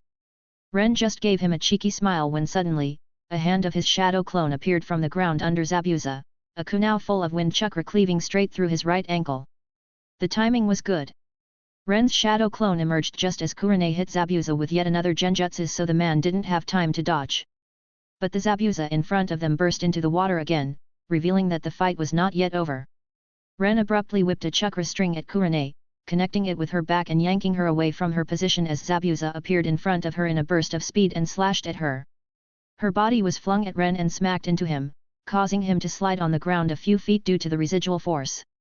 Noticing that her face was full of blood due to a shallow cut across her face, Ren rapidly threw Kurenai away as he felt the air being displaced behind him. "You are annoying." A growly voice sounded from behind Ren, but it was too late to dodge as Zabuza's sword was already halfway through his chest. In a puff of smoke, Ren disappeared, leaving behind a log, which made Zabuza huff in annoyance as he sank back into the mist. Fortunately, preparing the battlefield to Ren's advantage and spreading around some substitution logs was the first thing his shadow clone did before trying to score a hit on Zabuza. Frustrated, Ren appeared on a tree, having no clue where on the battlefield he was. All he could see was white mist, causing his shoulders to slump. "This is getting ridiculous," he grumbled. All he needed was to get his finger on Zabuza or his sword. But it was proving to be far more problematic than it sounded. With no other choice, Ren reluctantly once again sent out a powerful gust of wind, dispersing the mist, only to see Zabuza stand on the pond near the road. Ren's eyes widened as he saw Zabuza's hands going through multiple hand seals before a dragon made of water rose from the pond and smacked right into the middle of an empty road. For just a short moment, Ren's brain froze as he tried to comprehend why. But then Kurenai shimmered into existence on the pond, standing behind Zabuza as she buried her kunai handle deep into Zabuza's kidney. Surprisingly, this time the man did not burst into the water. She got his real body. Then again, a water clone is unable to use ninjutsu, so the second Zabuza used that water dragon, he revealed his position. With a defiant roar, Zabuza swung his sword at Kurenai, who was unable to dodge due to their proximity, cleaving her in two straight through her stomach. But her body shimmered again before dispersing into a white mist, and Zabuza's eyes widened in shock as a kunai ripped his throat open, Kurenai appearing behind him once more. Ren watched it with his jaw on the floor, having a hard time believing this just happened. For the entirety of the fight, Kurenai was on the back foot. Her genjutsu was very useful for creating openings for Ren. But other than that, it was almost as if she wasn't even there. Ren thought this was going to be like in those fanfictions where the protagonist had to deal with the opponent himself. That he would need to figure out a way to defeat, or at least survive Zabuza, by himself and save the day. He was totally not counting on Kurenai being actually capable of this. Was this even allowed? Wasn't it against some sort of karmic bullshit of destiny? Just then a mad cry full of sorrow resounded from the tree line, and a young man wearing a Kiri hunter ninja mask ran at Kurenai with plain murderous intent, throwing needles at Kurenai, who seemed to barely stand on her own feet. But Ren knew about Haku's existence and prepared for him.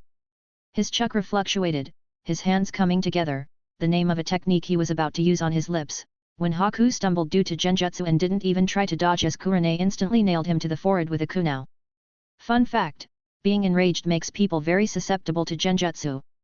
Ren owlishly blinked and closed his mouth with an audible click. Taking a deep breath, he awkwardly calmed his chakra. I guess I was relegated to the sidekick position. He wryly chuckled. While Ren's brain was working on comprehending the situation, Kurenai stumbled her way toward him and sat on the ground, leaning her back on the tree while breathing hard. Thank you. You distracted Zabuza long enough for me to set up my genjutsu. She tiredly spoke, trying to smile, but it only came out as a grimace. Ren remembered that her genin team had just died and realized she probably felt like shit. She was clearly exhausted and covered in mud and the wound on her fa. Wait. Ren blinked, realizing there was no cut across her face. Holy shit. It was just genjutsu. He felt incredulous. He no longer knew what in that battle was real and what was just her playing mind games and setting the stage to land that final blow on Zabuza. Yes. Ren was impressed. But he also felt conflicted. He had underestimated this woman far too much because of some preconceived notions from his past life. But she evidently did not get the rank of Jonin for free. Feeling that his shadow clone had dispelled, Ren's musings were interrupted as he received the memories and inwardly sighed. Kenji was dead and Itsuki was near chakra exhausted. Should he feel a bit bad for being satisfied with how his first serious battle against a highly skilled ninja in this world went? Glancing at Kurenai, yup, he was definitely not going to say that out loud. Ch11. After the fight, Kurenai, Itsuki, and Ren sat in an empty room in Tajuna's house, still looking disheveled and weary as they had just arrived here a few hours ago, choosing to have a short rest before deciding on how to proceed. Unfortunately, even if Kurenai's students and Kenji died, Tajuna was found quivering in the bushes a bit further down the road. And since the client was alive, the mission was still ongoing. Ren looked at Kurenai, noting the dried tear marks on her cheeks as she clutched the scroll where Ren sealed the remains of her students. The fact she hadn't even bothered to try to hide them told him a lot about her current mental state. Moving his eyes toward Itsuki, the brown-haired man seemed to have difficulty staying awake, his head constantly nodding off as he refused to fall unconscious. His chakra exhaustion was nowhere near as severe as Kakashi's in the anime, but it was obvious the man would be of no help for a few days. We should go on the offensive and get rid of Gato. Ren plainly said, we have the advantage now. He most likely doesn't know that Zabuza is dead yet, so he won't expect it. Not our mission. Itsuki mumbled, and he was technically correct. The guidelines would not agree with that course of action. They were hired as a protection detail, not an assassination squad. According to the rules, they should not go beyond the parameters of their mission. Yes. But it is either that or risk Gato hiring additional rogue ninjas. And since Zabuza failed, he will go big the next time. Either in numbers or in quality. Ren argued. He honestly just wanted to kill the midget. With Zabuza gone, there won't be that bridge betrayal scene, and Ren needed an excuse to deal with him. Zabuza's and Haku's death was not something Ren wanted to happen. He kinda hoped he could have saved them. But this was reality, and that was a life and death battle. Ren long ago accepted that he simply could not control every outcome. Unexpected things happen in reality all the time. Silence spread through the room as Ren waited for Kurenai to speak. At the end of the day, she was the jonin in the room and it was her call. You are right. Kurenai eventually said in a forcefully bland tone, we can't afford him bringing in reinforcements. But the client can't be left defenseless.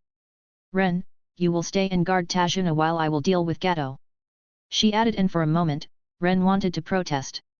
But then he noticed that Kurenai's grasp on the scroll tightened and realized that part of her reason for going out of her way and targeting Gato was probably revenge. With a reluctant sigh, Ren nodded. That complicated his personal goal of ransacking Gato's belongings, but he knew there was no changing Kurenai's mind now. The meeting ended and Ren stood up, walking out of the house with the excuse of setting up some seals around it. When he was outside and mostly out of sight, covered by a few trees, Ren created a shadow clone who nodded at him and disappeared in a burst of speed. The clone was going to look for Gato's safe houses and gather the money and valuables there while dealing with as many mercenaries as possible.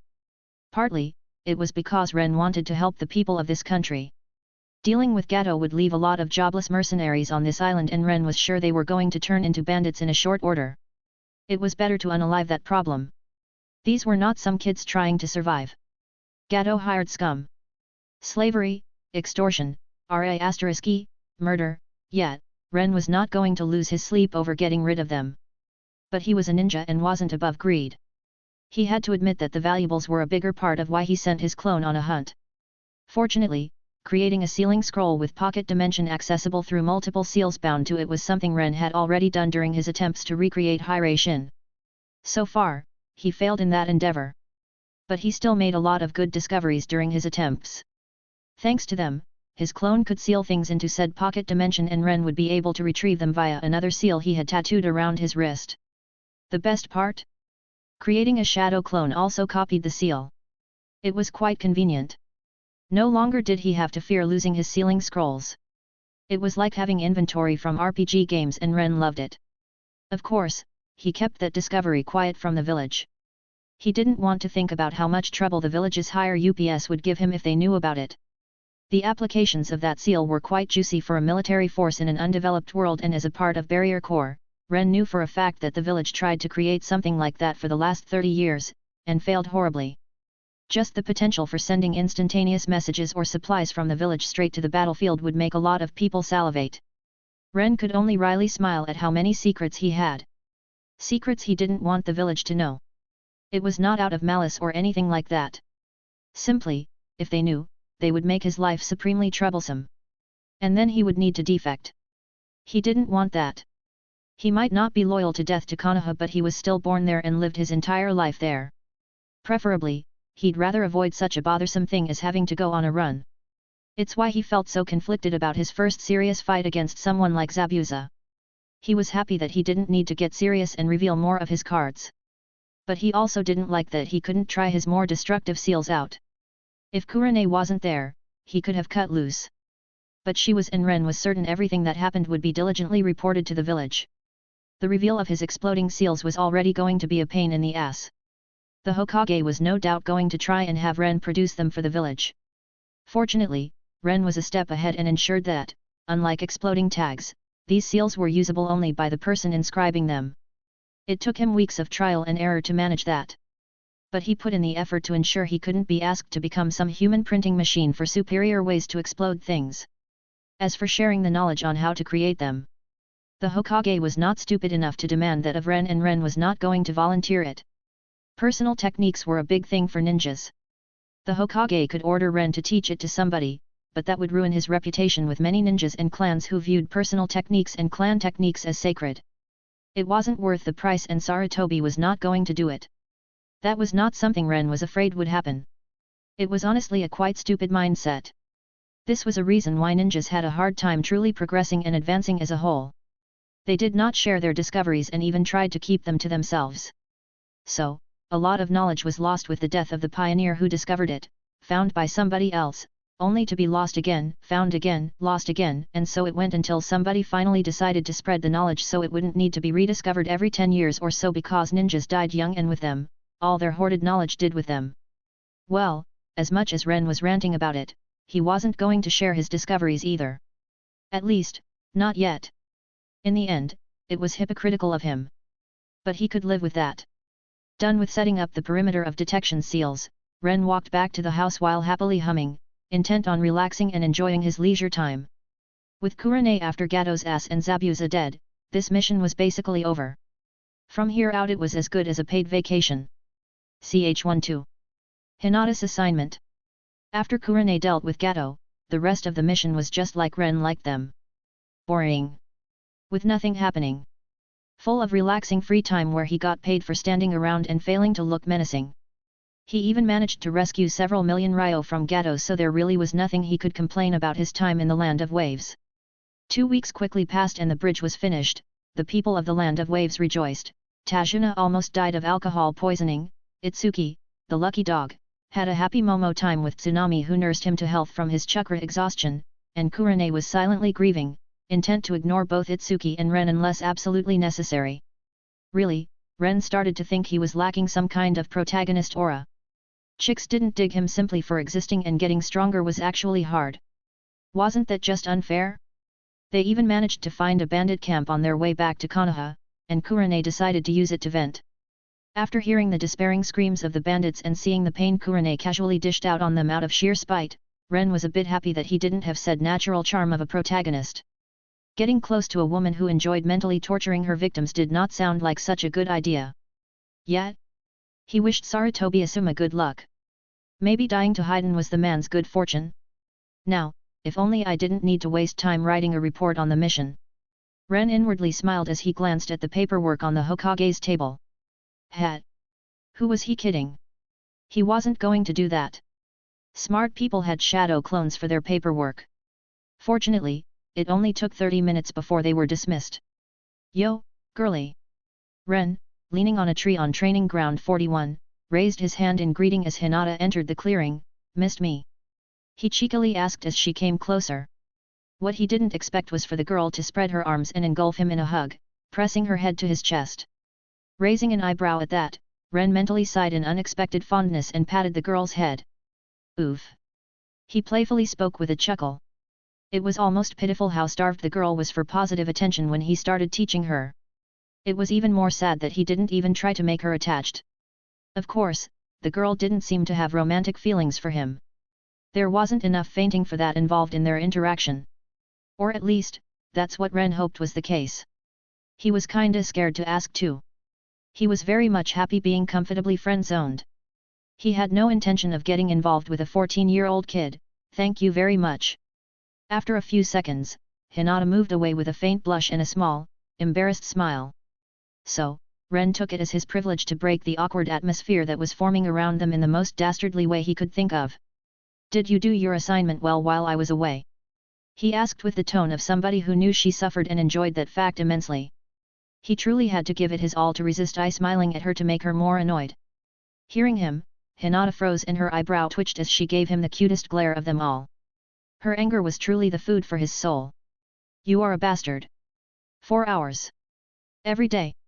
At least. One day I had to spend 8 hours just running around the pond. After the academy. Even father gave me a weird look when I came home. She quietly ranted. Her voice was still a whisper, but not even one stutter. I am truly proud. Ren said with a smug smirk as he wiped out an imaginary tear from under his eye. The girl's fingers twitched as if she wanted to strike him with Jaiken, but she held herself back. For the 2 weeks he taught her, he stopped her every time she spoke with a stutter and had her repeat the sentence until she said it without stuttering. It brought her a lot of frustration. But it was helping. Alas, when Ren left for a mission, he still wasn't satisfied with her progress, so he gave her an assignment. Her assignment while he was away was to simply run laps around the pond. She had to run 20 laps every day by default. And then, he also ordered her to try answering questions in the academy whenever she knew the answer. He counted that as doing his job as her tutor. Considering he was hired to help her get better at the academy subjects. Not to properly train her. The catch was, every time she stuttered while answering the teacher, she was told to add 1 additional lap around the pond. But still, 8 hours. Ren wondered how much she stuttered that particular day to have to run 8 hours. He had to resist the grin that was trying to show on his face.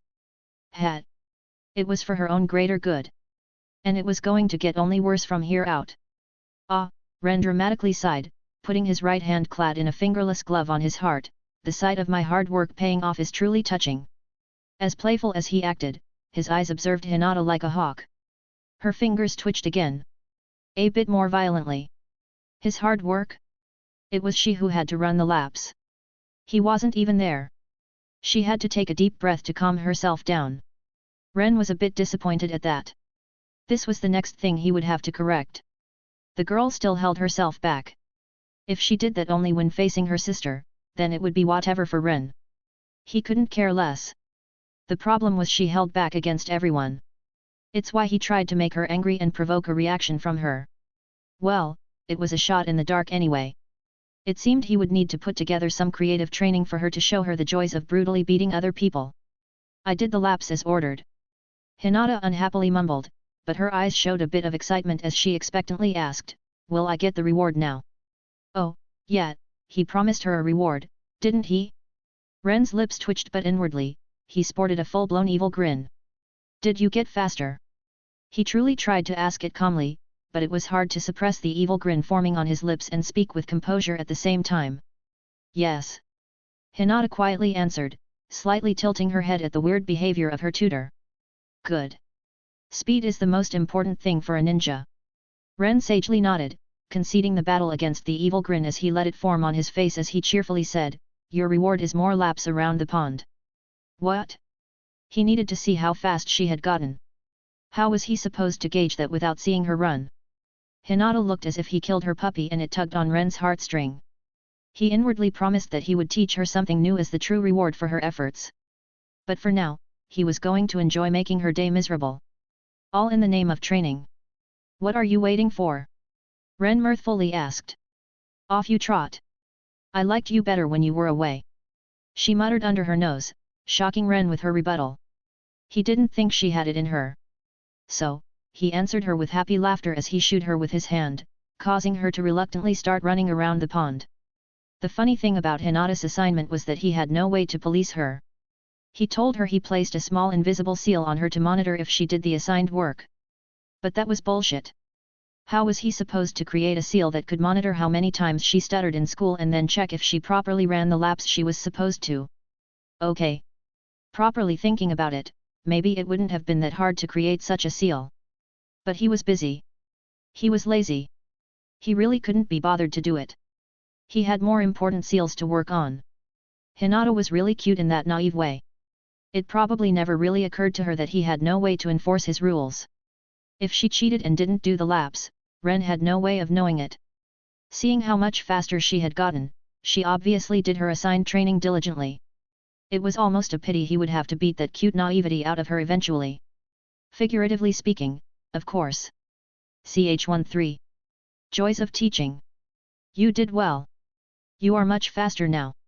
Ren said to the panting girl who collapsed onto the grass after she finished 10 laps around the pond. She gave it her all since Ren wanted her to finish them as fast as she could. She still wasn't anything to write home about. He would say she could probably keep up a pace with the guy, Itsuki, who was on the last mission with him.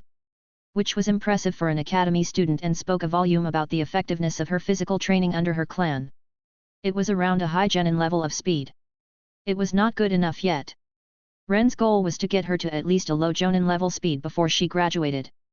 Maybe more, depending on how motivated to train her properly he felt. The plot might have changed, but Ren was sure there would be some manner of war in the near future and a slow ninja was a dead ninja. He'd rather if the girl didn't die. It didn't hurt that he was starting to like her. She had a playful streak that the anime did not show at all. Then again, she did live in an environment where playfulness was tantamount to a deadly sin, probably punished by caning. He had less than 2 years until her graduation. He was playing with the idea of giving her his gravity seals, but he was still hesitating. Now that you are properly tired, it is time for some combat training. Ren suddenly said after giving Hinata 3 minutes to catch her breath. Hinata groaned and pushed herself back on her feet. Sensei? Did you train like this too? Of course not. What would I do that for? Ren said with an easygoing smile, looking at her as if she was crazy. Hearing him, Hinata's lips twitched downward. Then why do I need to go through it? She asked and threw Ren an accusatory look. For my personal enjoyment. Ren raised an eyebrow at her, enjoying the scowl on her face. It wasn't every day one could see a Hyuga scowl. Ren was proud to have this profound effect on the girl. All right, he continued after a few seconds passed, his smile falling off his face and his tone turning serious. My training was far more tiring than yours. Believe it or not, I am still kindly holding back. And he wasn't even lying. The first half year of using his gravity seals it didn't exactly hurt, but he was practically living in constant discomfort. And he was always tired before his body got used to always being weighed down. And the reason why we are moving to combat training is that you are still not giving it your all during spars in the academy. Ren said, and with the look he threw her he dared her to protest. Hinata just shyly ducked her head, falling silent. She couldn't argue against that and she knew it. Look. I honestly have no idea how to make it better. Ren sighed and gave Hinata a genuine, wry smile. I think your kindness is great. Hinata's eyes widened at that and a faint blush appeared on her face as she suddenly found her hands extremely interesting while pressing her index fingers against each other. It was a habit she did when she was extremely embarrassed. Ren actually found it rather adorable, but they didn't have all day, so he continued, I could give you an entire speech about how you are hurting your classmates by holding back. Now that pulled Hinata right out of her own world and she wilted as if he had just dunked her with a bucket full of ice-cold water. But somehow, I don't think that would help you much. This is the best thing I could come up with. You are going to spar with my clone, trying to hit him. With that, a clone of Ren suddenly came into existence 3 meters away from him. No seals. No calling the technique's name. It just appeared. Completely silently. Hinata was not experienced enough to properly appreciate the absolute bullshit he had just done. Nor would she realize how much effort Ren had to put into practicing that technique to accomplish this. He had 2 free weeks during the mission and he was not slacking during them. And neither were his clones. Still, this was one of the hardest things he had actually done so far when it came to ninjutsu. So, he kinda just wanted to show off. Even if Hinata's reaction was non-existent.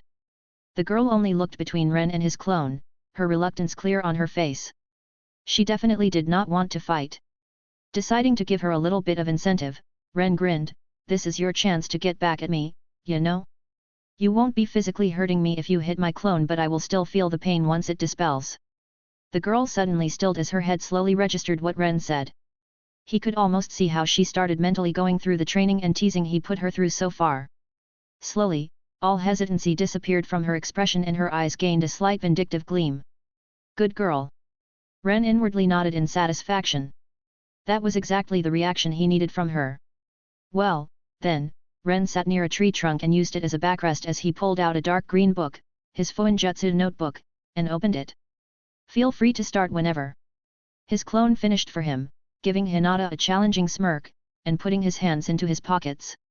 You only need to hit him once and he will disappear. The shadow clones are extremely fragile.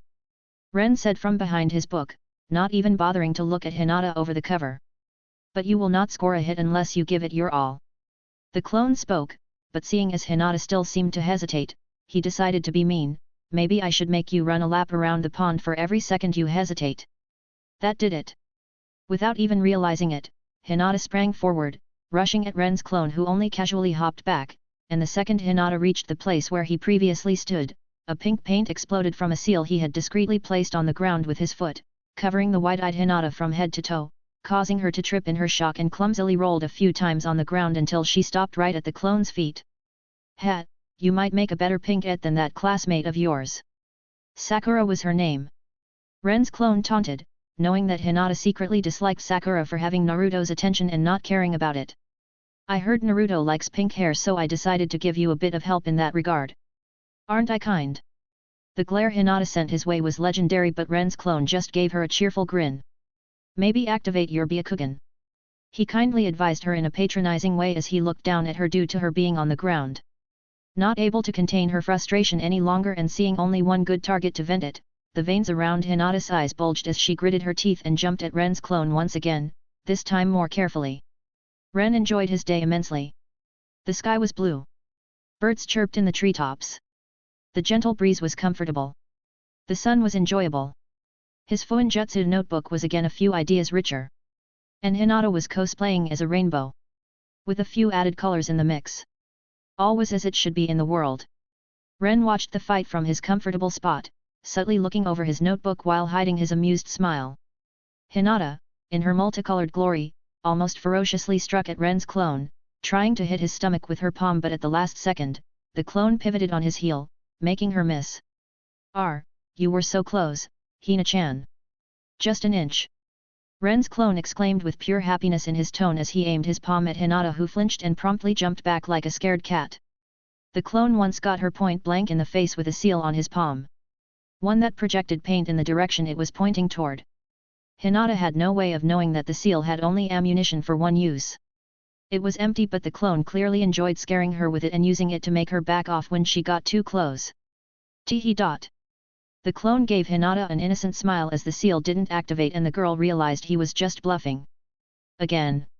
It caused her to jump at him with newfound ferocity and angry scowl. She threw one gentle fist poke after another so fast that her hands started to blur, but Ren's clone was always just that inch out of her range. Always sidestepping when she thought she got him.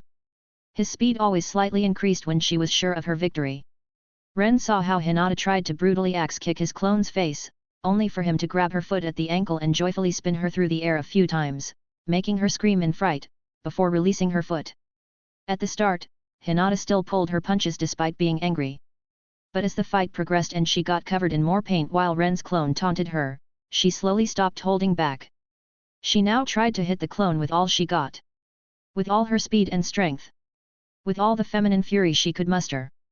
His clone literally annoyed her enough that she forgot to hold back. Ren had a blast watching it as he wondered if she realized how much force she was using. Some of her attacks were borderline lethal. This was also a great combat training for her. The paint seals could be exchanged with exploding seals, so getting covered in paint practically simulated a lethal hit. Hinata did not realize it, but Ren was using the training exercise to give her some much-needed combat experience. And he had to say, the girl was doing great so far. She was no longer falling for the simplest of traps and even managed to evade most of the hidden paint seals covering the ground of the battlefield. And by now, after almost an hour of fighting, the battlefield had hundreds of seals hidden all over it. The joys of fighting a Sealmaster, right? Hinata had to fight while avoiding them all, and Ren had to admit he was slightly impressed that she was managing it. From time to time, she did accidentally step on a seal and got a new unexpected paint job out of nowhere, but Ren thought she would be triggering far more seal traps than she did. The Byakugan was indeed a cheat in this kind of exercise.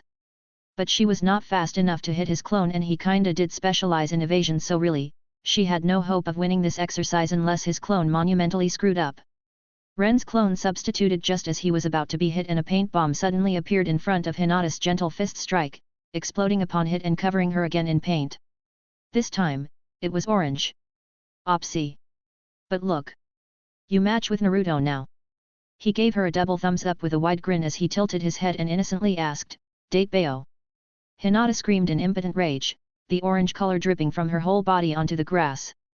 Ch14. Meeting Choza. A month slowly passed as Hinata's training intensified. They slowly added weaponry to their spars, and Ren even rarely used ninjutsu when he was certain the girl could dodge it. Just to prepare her to face it eventually. He also increased her physical workout and expanded it from just running around the pond to a proper physical conditioning routine. Although it was still focused mostly on speed, strength, and endurance were no longer neglected. And Hinata was improving. Both in her strength and in the Academy Taijutsu rankings. Unfortunately, she still held back against her classmates, so the improvement was not as dramatic as it should have been. But Hiashi was happy that his daughter started to show some meager potential again. Those were his words. So, Ren decided to let the issue go for now. The funny thing was that her improvement in the rankings came from the fact that she was too used to fighting Ren's clone. So, despite holding back in the academy spars, she now simply did not hold back enough. She was still not the best in her class according to these rankings, but she was usually in the top 7. That didn't mean that Ren neglected his own training. Hinata was in the academy for most of the day, from morning to around 3 in the afternoon. Ren had enough time to do his training and experiments. Plus he had shadow clones, and while he might not be Naruto level of broken with them, he was slowly developing some seals to make his clones more useful. He had to get to a level where he could at least survive Madara, and Ren was very aware that it wasn't going to happen without cheating. Admittedly, he didn't really have a fleshed-out idea about how exactly he was going to accomplish it. But he was certainly going to try his best. Or, die trying. He'd rather not do the latter, though. Entering Yakiniku-Q, Ren was intent on having some spaghetti today. But before he could find a place to sit, somebody suddenly shouted at him. Ren! Come and join us! Ren turned toward the voice and smiled when he saw Choza Akimichi sitting at the table with Shikaku Nara and Inoichi Yamanaka. He didn't know the other two men, but because of his dealings with the Akimichi clan, he knew Choza quite well. With a small exasperated sigh, Ren waved at them in greetings and approached their table. Hello, Choza. He turned his head to the other two and nodded at them. Mr. Nara and Mr. Yamanaka, nice to meet you. I am Ren. Sorry for intruding. Ren said as he sat down and was about to gesture at the waitress that he wanted to order. Don't bother. Just take what you want from the table. Choza interrupted him. The table was overflowing with various dishes Choza ordered for himself.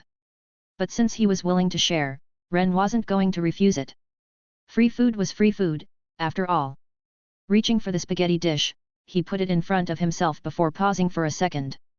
Then, he put his hand above an empty spot on the table, and with a small poof, a plate with 3 slices of cake appeared there. Since you are taking care of the lunch, I can provide the desserts. Ren said, enjoying the expectant look on Choza's face. Cakes were another thing that had a very limited variety in this world.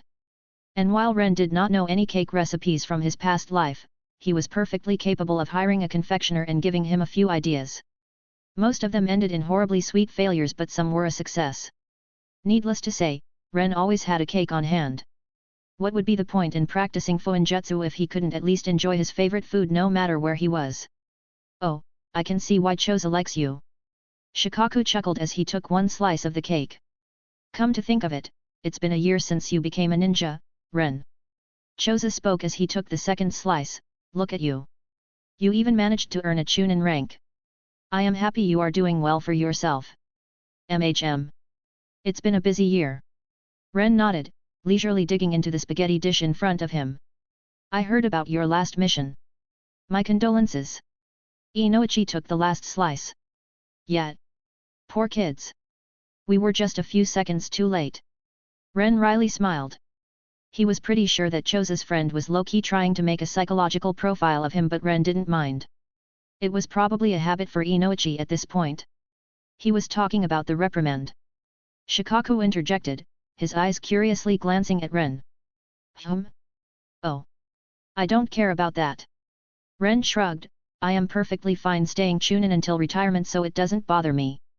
Killing Gato apparently pissed off a few people among Konoha's leadership, so they decided to get butthurt and cause trouble for Ren in the only way they could. Sadly, getting rid of the man did not help the Land of Waves much, as the 4th Mizukage decided that the country would be a perfect place for a forward base against Konoha. Gato was his trade partner too, so his death gave him a proper justification for his actions. It was a clusterfuck of a situation. In canon, the man was long dead, so it wasn't as if Ren could predict his actions. Konoha and Kiri were now on the verge of war, but Ren didn't worry. Kiri was in shambles and still deep in their civil war. He believed that nothing was going to come out of this. It would be supremely stupid of Yagura to start something right now. And besides, Ren didn't have any way to stop the situation from becoming worse even if the war started. But because of this outcome, both Kurenai and Ren were officially reprimanded for their actions and for doing something outside of their mission parameters. Ren's prospects for promotion to Jonin in the future did not look all that bright with that reprimand on his record. But, the joke's on them, even if they offered the promotion to him, he would likely refuse it. This suited him just fine. Kurenai was devastated. The poor woman lost her genins and then had the book dropped on her. Inoichi sighed. I heard that there were even talks about demoting her back to chunin, but the Hokage got involved. Choza added, but enough about the depressing stuff. He turned toward Ren with an expectant grin. How is training the Hyuga kid? Anything you say will be used against Hiashi. Shikaku suddenly spoke, light-heartedly warning Ren, Choza doesn't like him. Just keep that in mind, kid. Rolling his eyes, Ren huffed, Hinata is good. I have problems making her stop holding back, but she has a lot of potential. All it takes is a bit of positive attention. Positive attention, really now? Choza's eyes sparkled. Will I be invited to the wedding? Please, don't joke. Ren almost choked on the spaghetti in his mouth and just barely managed to swallow it before speaking. What? You are 17 and the girl is 14. It could happen. You are spending a significant part of your day with her and giving her positive attention. Choza teased, making both Inoichi and Shikaku chuckle at the dismayed look on Ren's face. I'd rather not have angry Hiashi Hyuga chasing me all over the village, thank you very much. He grumbled. I doubt he would care. Inoichi scoffed, clearly not having a good opinion about Hyashi's parental skills either. Well, if you fail to woo the girl, you could always marry Chisaki. Choza joked and laughed out loud at the grimace Ren now sported. Chisaki was Koji's 6-year-old cousin who declared she was going to marry Ren after trying his food. It would have been adorable if her parents hadn't taken it seriously enough to give Ren a marriage offer. Something must have shown on Ren's face back then because Choza had always such a great time teasing him about it. Sometimes it was easy to forget that this world was not completely out of the medieval ages yet. The conversation continued and Ren had to admit that both Inoichi and Shikaku were pretty cool guys. They didn't joke only about him. Soon enough, the jokes about Inoichi being an overprotective father, Shikaku finding everything troublesome, and Choza's gluttonous nature started flying left and right, making the mood merry. All in all, Ren had a pretty good time with them. Unfortunately, after 20 minutes he had to go as his clone dispelled, alerting him that one of his Fuinjutsu experiments was a success and he should go check it out. After Ren left, Inoichi looked at Choza. Did he really help Hyashi's kid get better? I heard she didn't take her training seriously. Nah. That's not it. Shikaku boredly said, from what little Shikamaru shared, the girl is a mess. She is always holding back, not wanting to hurt others. It's probably very troublesome for her teachers. Yet, Koji said that she was cool. Choza sighed in exasperation, Koji is the same, that boy. He helplessly shook his head. Now, Hinata is still holding back but her results are improving and she wins more spars. Whatever Ren is doing, it seems to work. Oh, that must bother Hiashi. He tried to make her improve for years and this upstart Chunin just comes and manages to do it in a month. Shikaku let out a bark of laughter before taking a sip from his cup. That Hyuga pride must sting right now. Choza exclaimed with a laugh, taking a hearty bite out of the chicken leg in his hand. Unnoticed by them, Inoichi stayed quiet, deep in thought as his eyes stared at the chair where Ren sat a few minutes ago. He loved his daughter but he was also starting to worry about her future. She didn't train, only focusing on the Uchiha boy.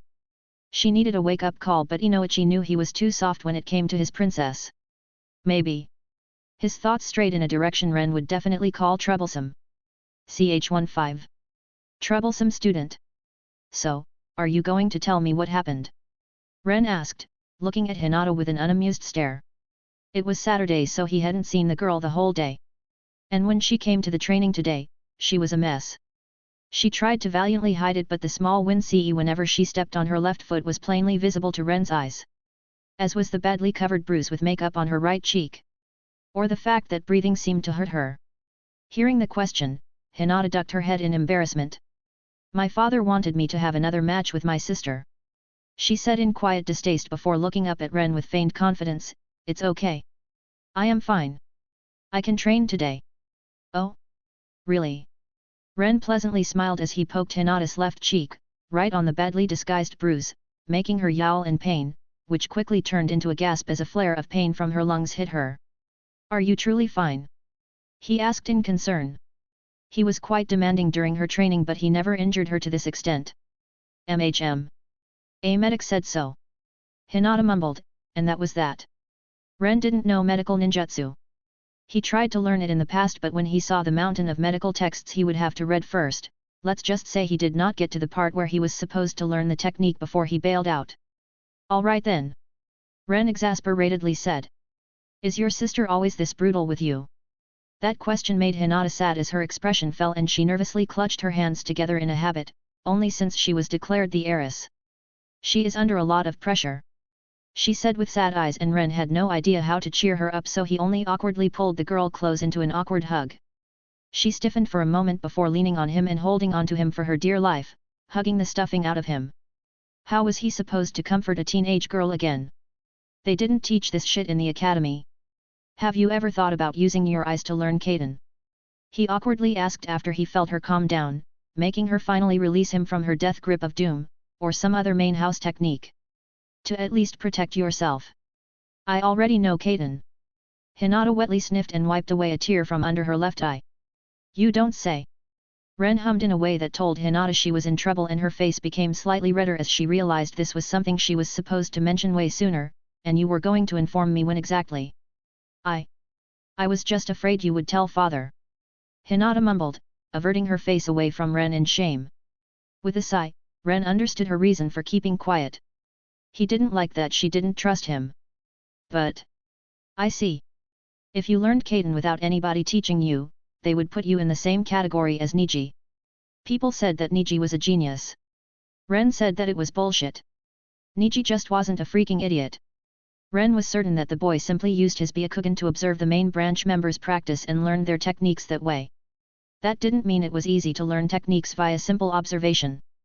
Niji probably took several months. Ren was actually quite surprised that Hinata already managed it. Then again, this was the girl who in canon created her own defensive technique on par with Kaden because nobody bothered to teach it to her. Honestly, it was stupid how much the Hyuga clan limited themselves in the name of tradition. They wouldn't use their eyes to learn techniques because that's not their way. They don't practice ninjutsu because it's not their way. They don't practice medical ninjutsu because that's beneath Hyugas. They were lucky Ren didn't want to become Hokage. Because he would have executed half of that dim-witted clan for being stupidly stubborn the second he got the position. They had one of the best bloodlines in the world. A bloodline that lets them see the chakra in extreme detail, causing their chakra control to be superb by nature. That lets them see through objects and gives them an almost 360-degree field of vision. That lets them see for kilometers. And what do they do with it? They decide to focus on close combat taijutsu. It was no fucking wonder they never produced an S-rank ninja since the founding of the village. They were like that one idiot in the multiplayer RPG game who joined your party as a damage dealer mage but invested all his points into strength so his spells barely did anything. And they were proud of it too. Brother Niji. Hinata's eyebrows furrowed at that as she inwardly wondered why Ren mentioned the boy. Ren realized that he had blundered. Niji hadn't even graduated yet, so if he knew Kaden already, he wasn't showing it to anybody anytime soon. Doesn't matter. Ren just waved the question away, causing an awkward silence to spread through the surroundings for a few moments. You really don't want your sister to be sealed, do you? Ren eventually said, putting into words the reason Hinata let herself be beaten like this. He sparred with the girl. There was no way she would be having trouble with her sister as she is now. Hinata wordlessly shook her head, clearly not comfortable with the direction of their conversation. Do you want to get sealed? Ren asked with a raised eyebrow, but Hinata had no answer for that, so she just ducked her head again, staying silent. He sighed once again. This girl was just so troublesome. As I see it, there is just one solution to this problem. He told her, making her give him a wide-eyed look. She had probably already accepted her fate and did not see a way out. That didn't mean she liked it. You have to become really powerful. Enough that your clan elders won't be able to mess with you. Thanks to her father, she was in a unique position. Hyugas were sealed as children. It did not matter how strong they became in their adulthood. Once they had that seal on their forehead, even a jonin could be brought to knees with a simple hand seal. But if Hinata became a jonin-level ninja before she was sealed? Good luck trying to put that seal on her. It wasn't a foolproof plan, but it was the best Ren got. Is that really possible? Hinata quietly asked as she clutched the hem of her jacket. She still wore it every time she came into the training field, but she always diligently took it off for her training just as Ren asked of her. You won't know unless you try. And you have one advantage that just might make it happen. Ren pointed out. What advantage? Hinata asked in a puzzled tone. You have me as your teacher. Ren proclaimed in feigned arrogance, even going as far as smirking at the girl and raising his nose high into the air. It got the desired result and Hinata giggled. The tension left her shoulders as she relaxed. So, wanna try? Ren asked her and his smirk melted into a small supportive smile. Hinata's cheeks flushed as her lips stretched into an involuntary happy smile of her own. I'll be in your care, teacher. Now then. Ren started to wonder how to tell the 14-year-old teenage girl that he would have to see her naked in order to paint gravity seals on her. That was going to be a fun conversation, wasn't it? Hello, guys. My posting schedule is 1 chapter each workday. So, unless something happens, you shall hopefully get 5 chapters a week. If you wish to support me or read 10 advanced chapters ahead of time, ko-fi.com/kasakair. or patreon.com/kasakair. And if not, that's totally fine. I hope you will enjoy the story. Cheers. Ch16. Gravity seals. There. That's done. Ren tensely said after finishing drawing the gravity seals on Hinata as he stiffly took her jacket from the ground beside her and covered her naked body before standing up and taking a large step back. He gulped. There must be something wrong with how chakra interacted with physical and mental maturity in this world. Now that he had a proper look, Hinata was a bit too developed for her age. Just don't think about it. All is as it should be. Ren embarrassedly tried to keep his gaze on Hinata's forehead, and damn if it wasn't hard. Hinata lifted her body into a sitting position, her face redder than ever as she quickly pulled the jacket tightly around her body, vainly trying to disappear within it. She looked down and absolutely refused to meet Ren's eyes. Right.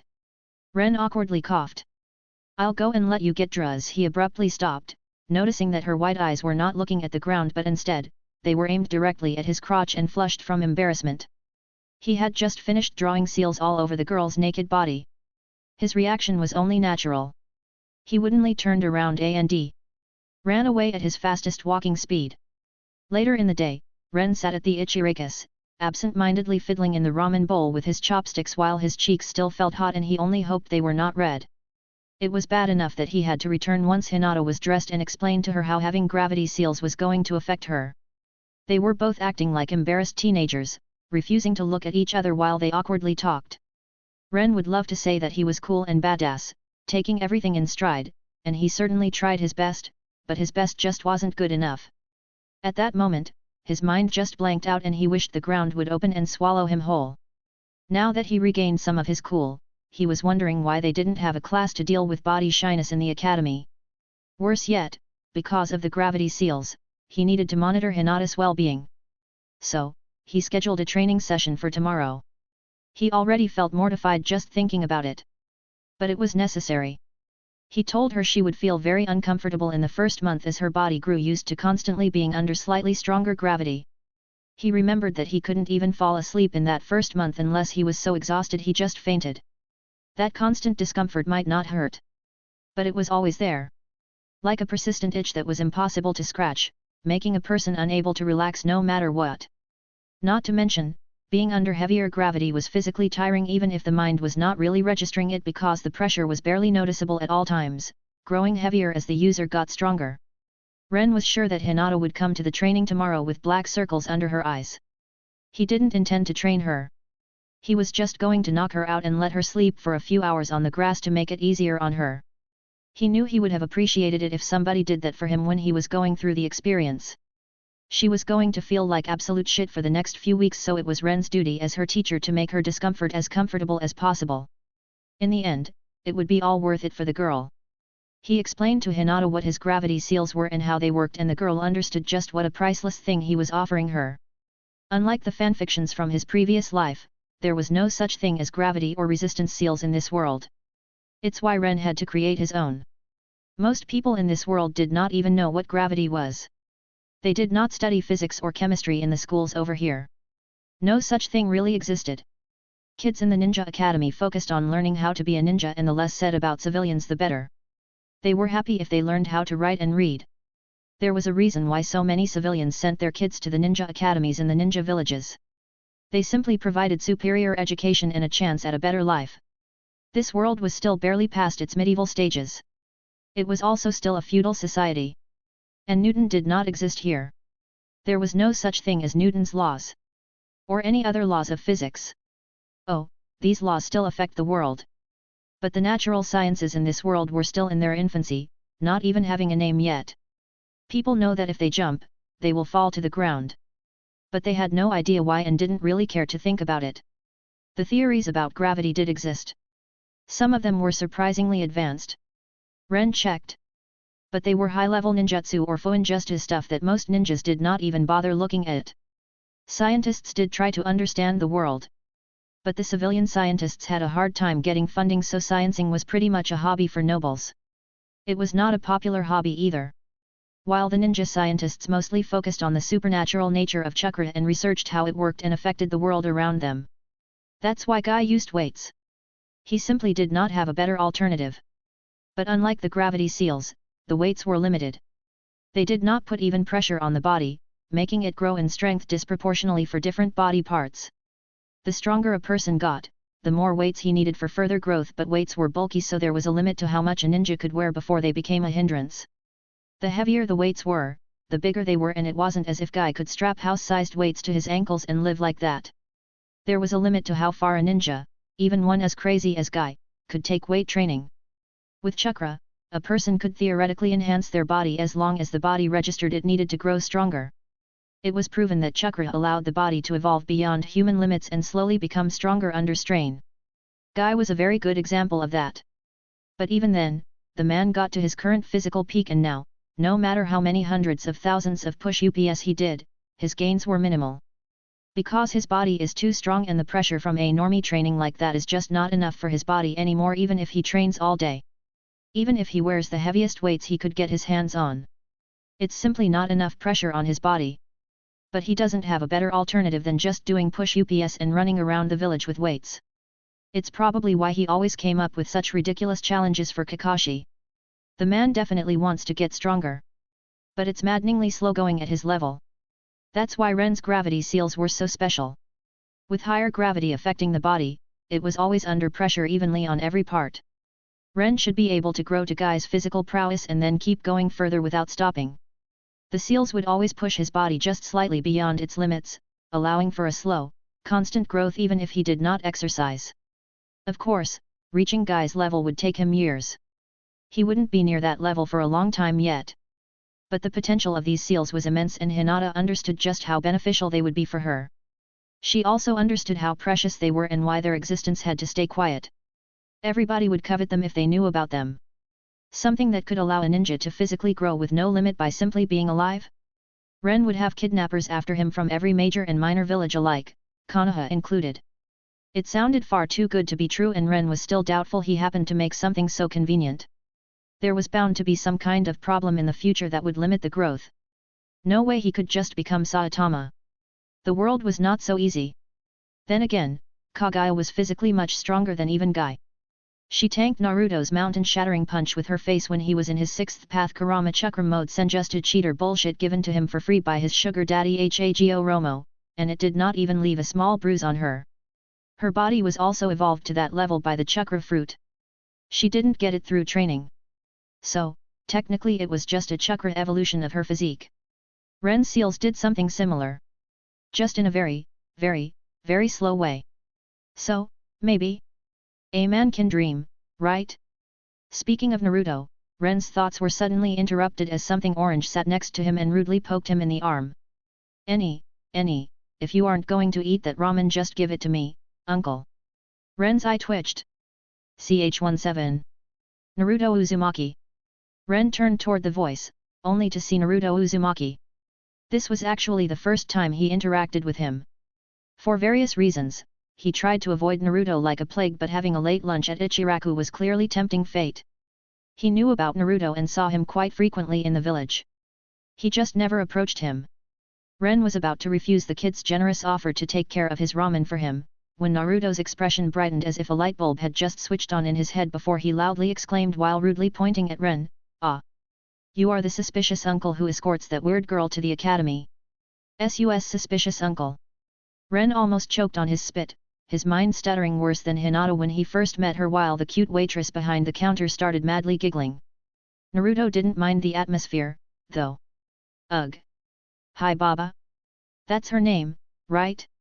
The really gloomy kid who faints a lot. Hearing him, Ren involuntarily snickered, his previous dismay momentarily forgotten. Oh, what Ren wouldn't give to have Hinata sit right next to him at this moment so he could see her expression upon hearing that. Now, he could correct Naruto, but where would be the fun in that? Yes. Hi Baba. Ren nodded, having a fierce inner battle against the massive grin that wanted to split his face. Is she all right? She isn't sick, is she? Come to think of it, she doesn't faint that much anymore. Not since you started to bring her to the academy. Did you do something weird to her to fix her, uncle? Naruto asked as he threw Ren a suspicious look. There was a lot to unpack in the word vomit he had just heard. He was sure he was accused of something ridiculous too. But Ren decided it was not worth the brain power to think about it and ignored most of the brat's questions. Instead, he focused on the most important issue. Why are you calling me uncle? I am 17. He asked Naruto with a raised eyebrow. Hey! Naruto scrunched his face as if thinking too deeply about something while staring at Ren.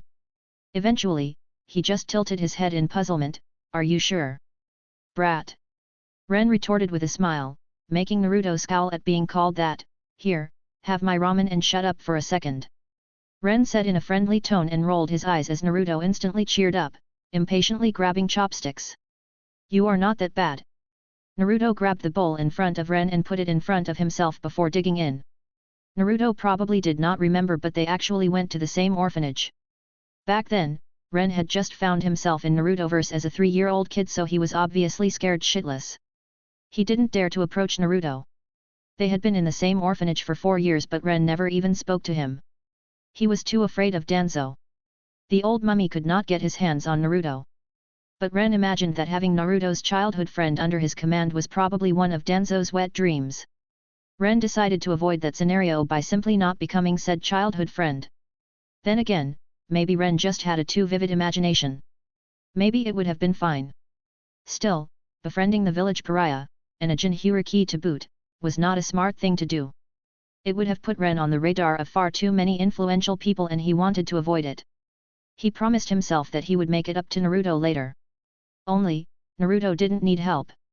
The kid didn't have as hard of a life as the fanfictions tried to make people believe. Deep down, Ren expected Naruto to have a miserable life. But that wasn't exactly the case. There were no beatings or mobs. And when Ren put a bit of thought into it, it made sense. Naruto was a jinhuriki and nobody knew how the 4th Hokage's seal functioned. Jinhuriki, however, were known to go ballistic when angry or threatened. Nobody who knew what was at stake would let Naruto get hurt, because nobody knew if it wouldn't make him go all Kyuubi-sama on the village's collective ass. So, Naruto wasn't physically abused. He was mostly just ignored by everyone out of fear. He was like a walking and talking nuclear missile, and nobody knew if he would go off at the drop of a hat. Ren knew the seal was safe because that's how it was in the anime. But the villagers? They had no clue. Not even the ninjas knew. And that just made the civilians more uneasy. It was only natural that people would avoid him and try to keep their kids away from him. And no. The shops did not overcharge Naruto either. Ren did see Naruto pay for his groceries a few times and the price was correct. That said, no civilian would have the balls of steel to try something like that in Konoha. Everybody knew that it would make Sarutobi very angry, and while a civilian council did exist, they listened and obeyed their Hokage. After all, nobody wanted to be suddenly disappeared, and if there was one man in the village who could effortlessly disappear people from the comfort of his office, it was the dictator of the village full of hired killers. That said, not even the dictator could force the villagers to be nice to Naruto. Indifference was the limit he could manage. You are an academy student, right? Ren asked Naruto, watching him slurp the noodles with gusto. Yeah. Naruto said, barely paying attention to his surroundings as he inhaled the noodles. Ren suddenly smirked, deciding to tease him. I heard you aren't very bright. That true? That made Naruto stop eating for a moment as he threw Ren a quick irritated look. Who cares? It's not like some stupid tests would help me become a Hokage. He animatedly protested before stuffing his cheeks with more noodles. Ren snorted but didn't comment further. Maybe you could ask Hi Baba, he involuntarily snickered again, for help with the academy work? She is quite smart unlike you. Naruto threw Ren an annoyed look but nodded nonetheless. There. That was the most help Ren could give Hinata. The rest was up to her. Contrary to the popular belief in his previous world, Naruto was not sabotaged in the academy. His abysmal grades were simply because he was stupid as fuck and did not even try learning anything that he deemed unimportant. Not even Mizuki would dare to teach Naruto wrongly. Because all it would take was Naruto offhandedly complaining about it once to the Hokage, and Mizuki would have an instant invitation to TNI. The teachers mostly ignored his presence during their lectures, leaving the responsibility for his learning to him. It wasn't illegal, but it was definitely a dick move. And because of that, Naruto formed many bad habits, preferring to skip learning what did not interest him. With nobody to push him to learn, he naturally preferred to play or slack off instead of paying attention to lectures he considered boring. The longer this went on, the more behind he became until he was so behind his peers that not even Iruka could help him without Naruto honestly wanting to fix the issue. Which, he didn't. Because he didn't see how knowing how many ninja villages existed would help him become a kick-ass Hokage. After all, he was still just a kid. His answer to Ren's question pretty much perfectly showed his attitude when it came to academics. Worse yet, because of Naruto's status as a Jinchuriki and a Uzumaki, the first year of Taijutsu classes was far too easy for him. He was always either first or second in that class. So, he didn't bother to properly learn the katas. Ren saw that train wreck himself. He was in the academy too back then when this was happening. Why would Naruto put in the effort to learn a proper taijutsu style when he could just punch his peers in the face or outlast them in the ring thanks to his bullshit endurance? Then, the other kids got older and learned a proper fighting style and Naruto's ranking suffered. He was still in the top 10, though, even with his crap taijutsu skills. So he still never saw the need to learn proper taijutsu. Using his natural resilience worked well against the kids in the academy, but real life was going to be very different. Ren hoped Naruto would approach Hinata and she could help him with his basics. But he also kinda didn't think it would happen. Even if Naruto approached her, Ren doubted he would learn from her. Naruto could be extremely determined and focused when something caught his interest. But catching his interest was the problem in the first place. At this stage in his life, he wanted badass cool jutsu. He didn't want to learn how to throw a punch properly. That was not cool. Naruto was a kid. Immature, unruly, free-spirited, one that was very rarely properly disciplined. One that hadn't yet gone through so many life-changing experiences that forced him to grow up like the canon Naruto did. Ren knew Naruto was going to grow up and be great. But the kid was not there just yet. Glancing at the 14-year-old blonde from the corner of his eyes, Ren had to admit, maybe this Naruto would be far more mature and competent by the time he graduated. He would be older than his canon counterpart and he was at the age when kids started maturing fast. It was just a pity Ren could not directly help him. Approaching a Jinchuriki would still make his life troublesome. Not to mention, Ren simply didn't know if making Naruto competent and overpowered wouldn't prematurely set off the Akatsuki. If they sent just 4 of their S-rank ninjas in a serious attempt to capture him before he learned Senjutsu, Naruto would be screwed. And then the world would be screwed shortly after. Ren had no idea what to do about this problem. So, he decided to do nothing for now. Honestly, fuck Sarutobi Hiruzen and his academy reforms. Why couldn't things be simple? Ch18. An offer Ren can't refuse. Sitting in his office at the Barrier Corps headquarters, Ren was reluctantly dealing with some of his accumulated paperwork. The office was barebones and seemed not lived in. It wasn't decorated at all. Ren didn't bother. He was at the Barrier Corps only once or twice per week, taking all the work and paperwork that piled up while he didn't come to work and finishing it in 2 to 3 hours tops. And that was only when he didn't feel lazy. Nowadays, sometimes he simply sends a shadow clone in his stead. There wasn't a problem with it yet. The higher UPS did not care as long as the work was done by the end of the week. The Barrier Corps was a very relaxed and leisure workplace for a ninja village. Ren hadn't regretted joining it yet. If big OL villains were not going to mess up this world somewhat fiercely in the future, Ren wouldn't have minded spending his life working here. Ren had been learning seals since he was 10.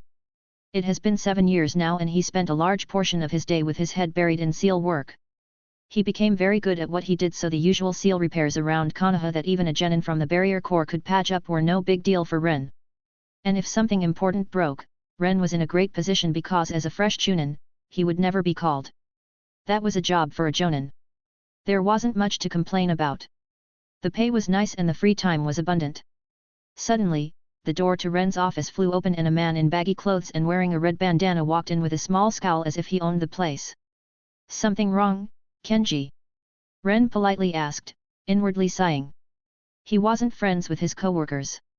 At best, they were passing acquaintances and that's how Ren liked it. Kenji was still a genin despite being in his mid-20s. He was rude but competent enough.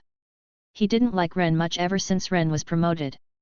Ren tried to keep his distance because the reason Kenji hadn't been promoted yet despite being competent enough was that he tried to steal the seal designs of one of their superiors. Well, the actual reason was that he got caught, but nevertheless, that didn't sound like a good prospect for friendship to Ren, who constantly invented new seals. This dude wants something from ye. Kenji pointed at a 16-year-old ginger-haired boy who stood behind him, fidgeting a bit while wearing the uniform of the intelligence department. Ren gave the boy a quick once-over, instantly classifying him as a new genin, probably an errand boy still. "Hello, Mr. Dude." He smiled, trying to ease some of the boy's tension. "How can I help you?" "Inoichi Yamanaka sent me. He would like to see you, sir," the boy informed Ren, making him surprised. Ren felt a bit nervous. He knew it was probably nothing serious, but getting an invitation to the TNI for a chat didn't sound very reassuring. He hadn't done anything treasonous in the past month or so either. With a sigh, Ren stood up and silently prepared his experimental transportation seal in his pocket. It wasn't finished work and using it in combat was impossible, but he had already tested it with clones and the seal could transport him away all the way to the Land of Waves, where he left a beacon seal when he was there as Kurenai's reinforcements a few weeks ago. It just needed around 20 seconds of concentration. His very own inferior Hiashi knockoff. "Senpai, you haven't done anything stupid recently, have you?" Kenji chimed in with a grin, happy at the chance to get some prime gossip. Ren blandly looked at him and dryly said, "I gave the Uzumaki boy a bowl of ramen. But I swear it was a complete accident." Kenji snorted at that. "No wonder the head of the intelligence department wants to see you. That's practically a terrorist act." Ren rolled his eyes and looked at the messenger boy. "Let's go. The sooner I get this over with the better," he said with a sigh. "Mr. Yamanaka, you wanted to see me?" Ren asked as he walked into Inoichi's office. The man stood up and gestured with a welcoming smile at the empty seat in front of his desk. "Call me Inoichi, please. I guess this is not an interrogation, then," Ren thought as he sat down. "What can I do for you?" Inoichi stayed silent for a moment, tapping his pen on the table. Then, he suddenly spoke in a measured tone, "I heard you are looking into mental techniques and yin release." Ren owlishly blinked. He did ask around for information about these things, so he wasn't surprised the man knew about it. But as far as he knew, there was nothing wrong about it. It's not as if Yamanakas had a patent on techniques affecting the mind. It was only their clan jutsu that was off limits. "Is that a problem?" Ren asked in a puzzled voice. "I can assure you I wasn't looking into your clan techniques. No. That's not why I mentioned it. Rest assured," Inoichi said, "I heard and confirmed that you did wonders for Hinata Hyuga as her tutor. My daughter, Ino, is in a similar spot." The man looked Ren in the eyes. Suddenly, Ren really did not like where this was going. He'd prefer the interrogation, to be honest. "I have no idea what to do with the girl. The world of ninjas is a dangerous place, but my little angel is not taking it seriously at all." He sighed, "Yet, I can't bring myself to destroy her peaceful childhood." "So, you want me to be the villain? Is that it?" Ren frowned. He had a hard time staying polite and keeping himself from deadpanning at the man. Inoichi wanted him to tutor his daughter like he did for Hinata. Ino was the same as in canon. A fangirl obsessed over Suzuki.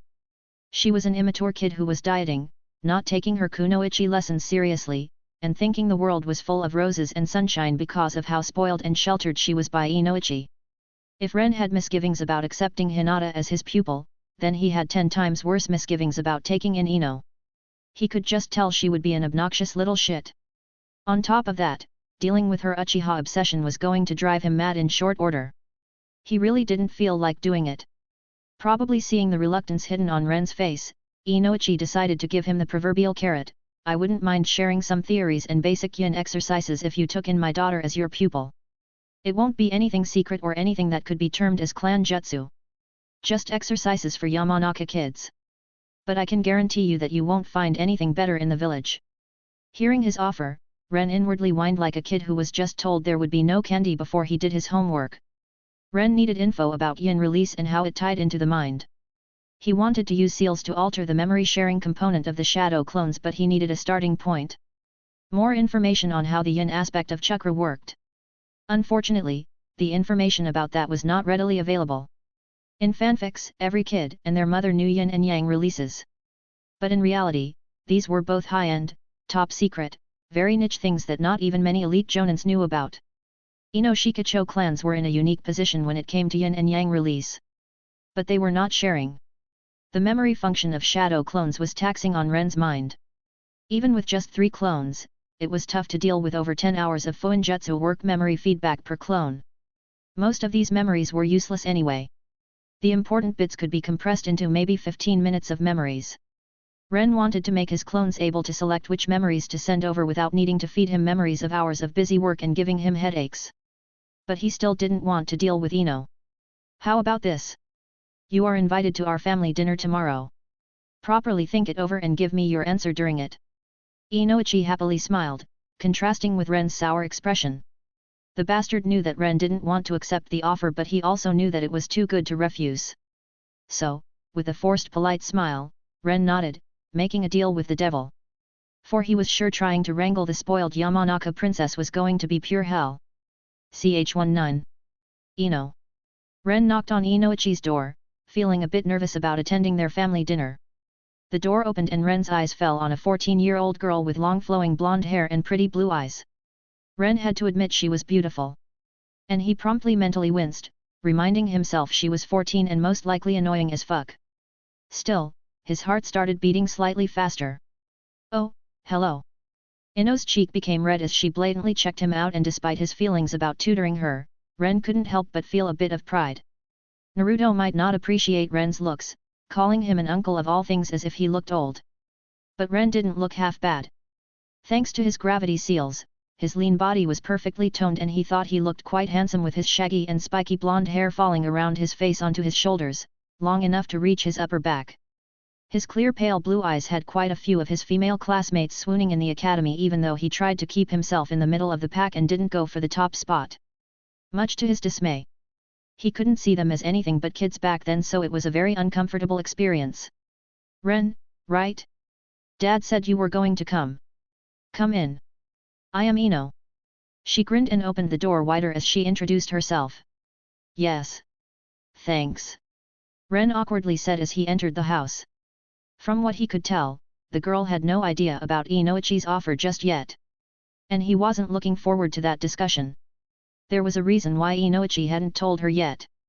She was bound to take it wrongly. Following Ino to the kitchen after taking off his shoes, Ren saw an older blonde woman busying herself at the stove who reminded him of older Ino, and he felt genuinely jealous of Inoichi. His wife was gorgeous. Welcome. My name is Nariko. It's nice to meet you. The woman said with a welcoming smile. I hope Ino wasn't rude. Muhum. Ino whined while playfully rolling her eyes at the woman with a grin. He is a big boy. He can take it. She threw Ren a mischievous look, making him snort. I am Ren. He looked at Nariko, thank you for having me. And politely bowed according to the customs of this world. Oh, hello, Ren. Just then, Inoichi entered the kitchen. Noticing the good atmosphere, he instantly went for the killing blow like a true shinobi. Ino, I decided to hire Ren here to help you become a better kunoichi. If he agrees, that is. He threw Ren a questioning look, but Ren didn't manage to even open his mouth before Ino erupted. Wait, what? Why would I need to be taught by him? Isn't he like a genin or something? He can't be that much older than me.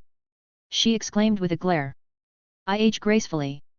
Ren raised his eyebrow at her, not being bothered by her rude attitude. Hearing that, Ino actually smiled for a moment, but then she remembered she was supposed to be angry and gave both Inoichi and Ren a heated glare again. I do just fine in the academy. I don't need a tutor. What would Sasuke say if he found out? I would be a laughing stock. She animatedly waved her hands through the air to emphasize her point. Oh, it was obvious to Ren that Inoichi deliberately chose this moment for this discussion, and since the man wanted some drama before dinner, Ren was going to oblige. You mean you aren't one now? He asked, tilting his head a bit, and both Inoichi and Nariko's jaws dropped to the floor. It gave pause to Ino too, before her rage came back with the full force of a tsunami. Her face became red from anger and she was about to shout at Ren, but he just sharply lifted his palm, stopping her in her tracks. You love the Uchiha, right? Ren abruptly changed the topic, making Ino confused. Yeah. And you know his goal is to eventually bring back his clan, right? Yes. Ino blushed a bit at that. I am going to help him with it. She gave Ren a challenging look, just daring him to say anything against it. Ren smiled, confusing her. She was just making it so easy for him. And I heard you constantly compete with other girls for his attention, neglecting your training. Ren nodded to himself as if confirming something. Ino just crossed her arms and huffed, I need to keep my figure. I can't become all muscly. Sasuke wouldn't like that. Beauty takes time and effort. She said as if it was the most obvious thing in the world and gave Ren a look. Oh, Hago Romo, help me with this one. Ren subtly took a deep breath. Why couldn't he just write her off as a lost cause and move on? Glancing at Inoichi, who returned an embarrassed smile, Ren inwardly sighed. Ah, yes. The yin chakra exercises and theories. He was starting to wonder if they would be worth this suffering. Outwardly, Ren just calmly chuckled at her, see? You totally are a laughing stock. He shook his head. Seeing that the girl didn't like that very much, he quickly continued, you do realize that Sasuke will never pay attention to a weak girl, right? That made Ino freeze as she blinked at Ren in incomprehension. The boy doesn't care about your hair or figure. He doesn't care how much you pine after him. What he needs to re-establish his clan is a powerful kunoichi that will ensure the potential of his future children. Ren shrugged, telling the girl how the freaking reality actually worked. Something Inoichi should have done long ago. Weren't Yamanakas supposed to be good at creating profiles and analyzing people or something?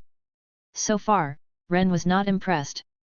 Sasuke was definitely going to have his pick from the available Jonin-level kunoichi in the village as long as he didn't pull the running to Orokai Daddy act. But Ren wasn't going to tell the girl that.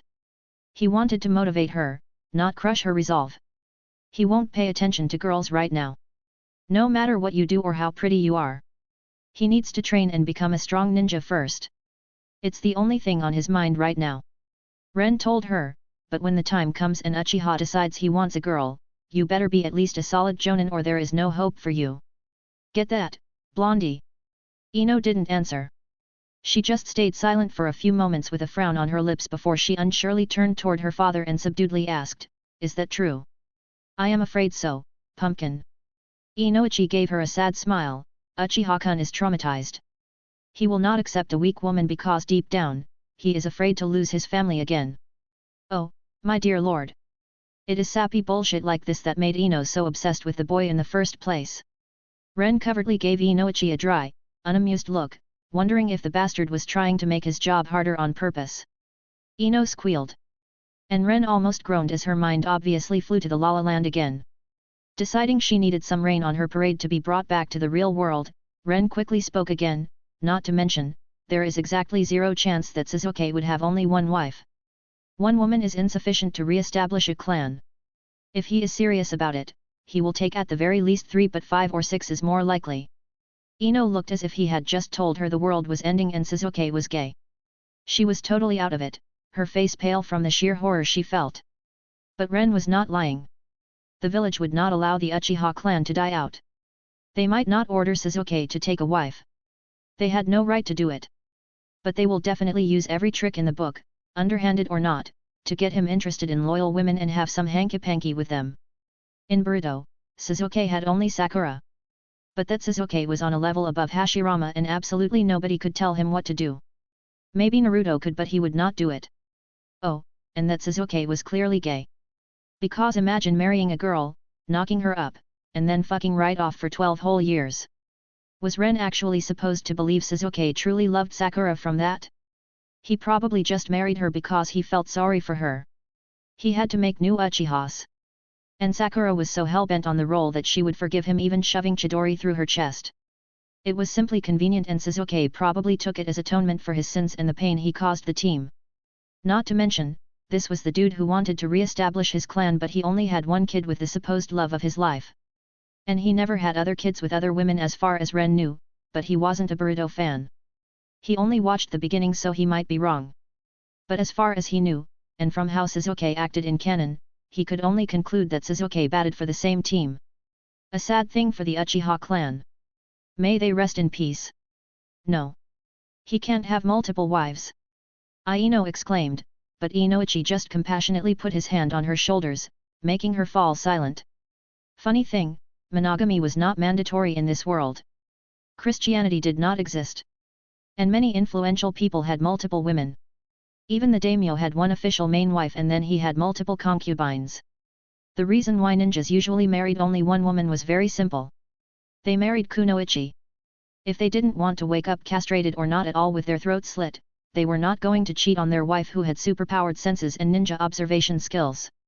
Ren actually did know a few guys who had multiple lovers too. Nobody talked much about it. But there was no law prohibiting it.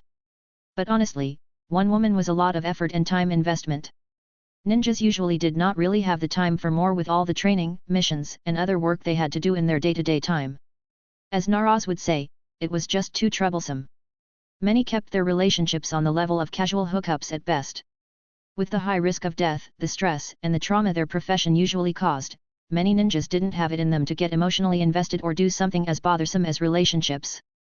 Suddenly, Ino's downcast expression brightened as she came to some inner conclusion that brought back her resolve. I am going to become so strong that I will win his heart only for myself.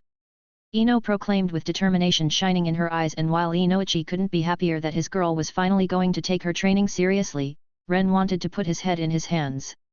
She didn't get it at all. The girl was clearly delusional and he will have to deal with her. Truly, Hinata was a treasure. Oh, shit. I am going to need to explain this to Hinata, aren't I? Ren realized with dread filling him. Maybe the girls will be friendly? He really hopes so. Ch20. 2 students meeting. The next day after the awkward family dinner, Ren picked Ino up at her house in the afternoon, before leading her to Training Ground 41 where Hinata was already supposed to be waiting for him. They arrived, and Ren smiled when he saw the Hyuga girl already doing her daily dose of physical exercises.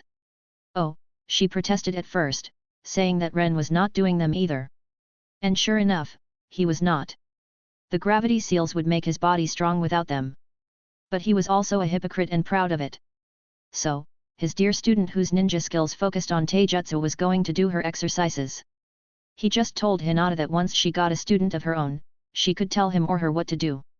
The girl was all sorts of pouty that day, but she begrudgingly listened and there was no problem with her ever since. This bitch! Ino whispered in surprise for the whole clearing to hear when she spotted Hinata, and Ren instantly face-palmed. Of course, his hopes that everything would go smoothly and the girls would get on well were dashed almost in the very first second he brought Ino to her first training session and had her meet Hinata. How could it possibly go any other way, right? Just his luck. Did I do something to make you angry? Hinata asked with scrunched eyebrows, wondering what Ino's problem was. It was a good question because Ren had no freaking idea either. I don't know. Did you? Suzuki started paying attention to you recently. I don't know what you have done to bewitch Ino put her hands on her hips, and Ren was surprised she wasn't growling at Hinata. When he heard her reason for acting out, he let out a groan. Of course, it had to be something childishly inane. He does? Hinata asked, interrupting Ino's tirade while being completely taken aback. Seeing that Hinata did not even notice the massive issue plaguing her mind as of late, Ino got even angrier. You. And Ren knew he had to intervene. All right. Break it off. Don't start growling and biting her, Ino. You are supposed to be a kunoichi. Not a stray cat. He put his hand on her head and roughly ruffled her hair, redirecting her anger at himself in an attempt to control the situation. Hey! Stop that! Ino shouted, trying to get away, but Ren was a bit too strong so his hand stayed on her head. Ren hummed, raising his eyebrow at her, say sorry. She was so going to argue. Her expression clearly stated that. Her eyes narrowed and her mouth was already opening, but Ren put a bit more force on her head in warning with a bit too friendly smile on his face, and fortunately, her Yamanaka brain kicked in as she realized the message. Not wanting to get her hair viciously ruffled, Ino turned to Hinata, and with a big scowl, she gritted out, sorry. No problem. Hinata nodded in understanding and Ren felt proud of her. Always so kin bimbo. She added with a friendly smile of her own, making Ren's mind freeze. What did I do to deserve this? He abruptly blurted out and looked toward the blue sky in exasperation. And here he thought it would be Ino causing the problems. Will you please behave? At least until the training session ends? Both of you? Ren asked in an annoyed tone, giving the two girls a serious look. They hadn't gotten even to the introductions yet and the two girls were already on each other's throat. Since the peaceful approach was clearly not going to work with them, Ren decided to go with the law of the jungle. He turned toward Ino, you can piss Hinata off afterward, Ino. She will beat you down like a misbehaving stepchild and that will be that. He was blatantly leading her on. and he truly hoped she would catch on. Alas, he was left disappointed. She? Beat me? Please. She had just recently learned how to speak without stuttering. Ino mockingly said, again loud enough for Hinata to hear. From what Ren knew, Hinata was usually paired with boys for spars in the academy. It might sound unjust but she was a Hyuga. And they were known to train exclusively in taijutsu. Putting her against girls would be just unfair. So, Ren surmised that Ino did not know how she compared to Hinata since she likely never faced her in the academy. While Ino did not catch on to the direction of Ren's previous provocation, Hinata was a veteran of getting teased by him during training. She quickly realized where he was going with this, and before Ren could propose a spar, she decided to do it herself. So you wouldn't mind a spar, right? Her friendly smile was still on her face as she ducked her head, touching her index fingers together in feigned bashfulness. Ren gave the girl a blank look at that. It was obvious to him she was faking it. No. YW. Ino was about to refuse when Ren shrugged and decided to just go with the flow. Great. I didn't want your first training to be hard, but since you two girls get along so well, maybe having a manly exchange of fists will make your flames of youth burn brightly. He cheerily told them, making Hinata look at him as if he grew another head while Ino was standing there with her mouth open at being press-ganged into a spar. You have 5 minutes for warm-up exercises. Get on with it. The spar will start after the 5 minutes are up. He waved them off and pulled out his Fuinjutsu notebook. 5 minutes later, the girls were warmed up and raring to go, standing a few meters apart from each other in the clearing with Ren between them. Okay. No killing or crippling blows. He wasn't afraid of that happening. Hinata was too soft-hearted while Ino was too weak. But he had to say it. And begin. Ren shouted before jumping back to give the girls enough space for their fight. Normally, Hinata would hold back and wait for her opponent to attack, but she seemed a bit too angry today and instantly rushed at Ino, who was completely surprised by the sudden aggression from the usually timid girl. She tried to put her arms up into a guard. But because of Hinata's training with Ren, she was far faster than she showed in the academy. Hinata's fist flowed right around Ino's guard, so quickly that Ino couldn't even respond before she was slugged right in her face. Hinata didn't even bother to use the gentle fist. Ren owlishly blinked, rubbing his jaw in bewilderment. He did expect the result. But he didn't think it would be a one-hit knockout. Seems like Ino will be much more work than I assumed. He inwardly sighed. Did I hit her too hard? Hinata quietly but worriedly asked as she came to stand next to Ren, and they both looked at Ino, who was still somewhat out of it as she lay on the ground. She will be fine. This is exactly what she needs. Ren told her in the same volume, ensuring that Ino would not overhear them. She needs to realize how weak she is. That's the first step.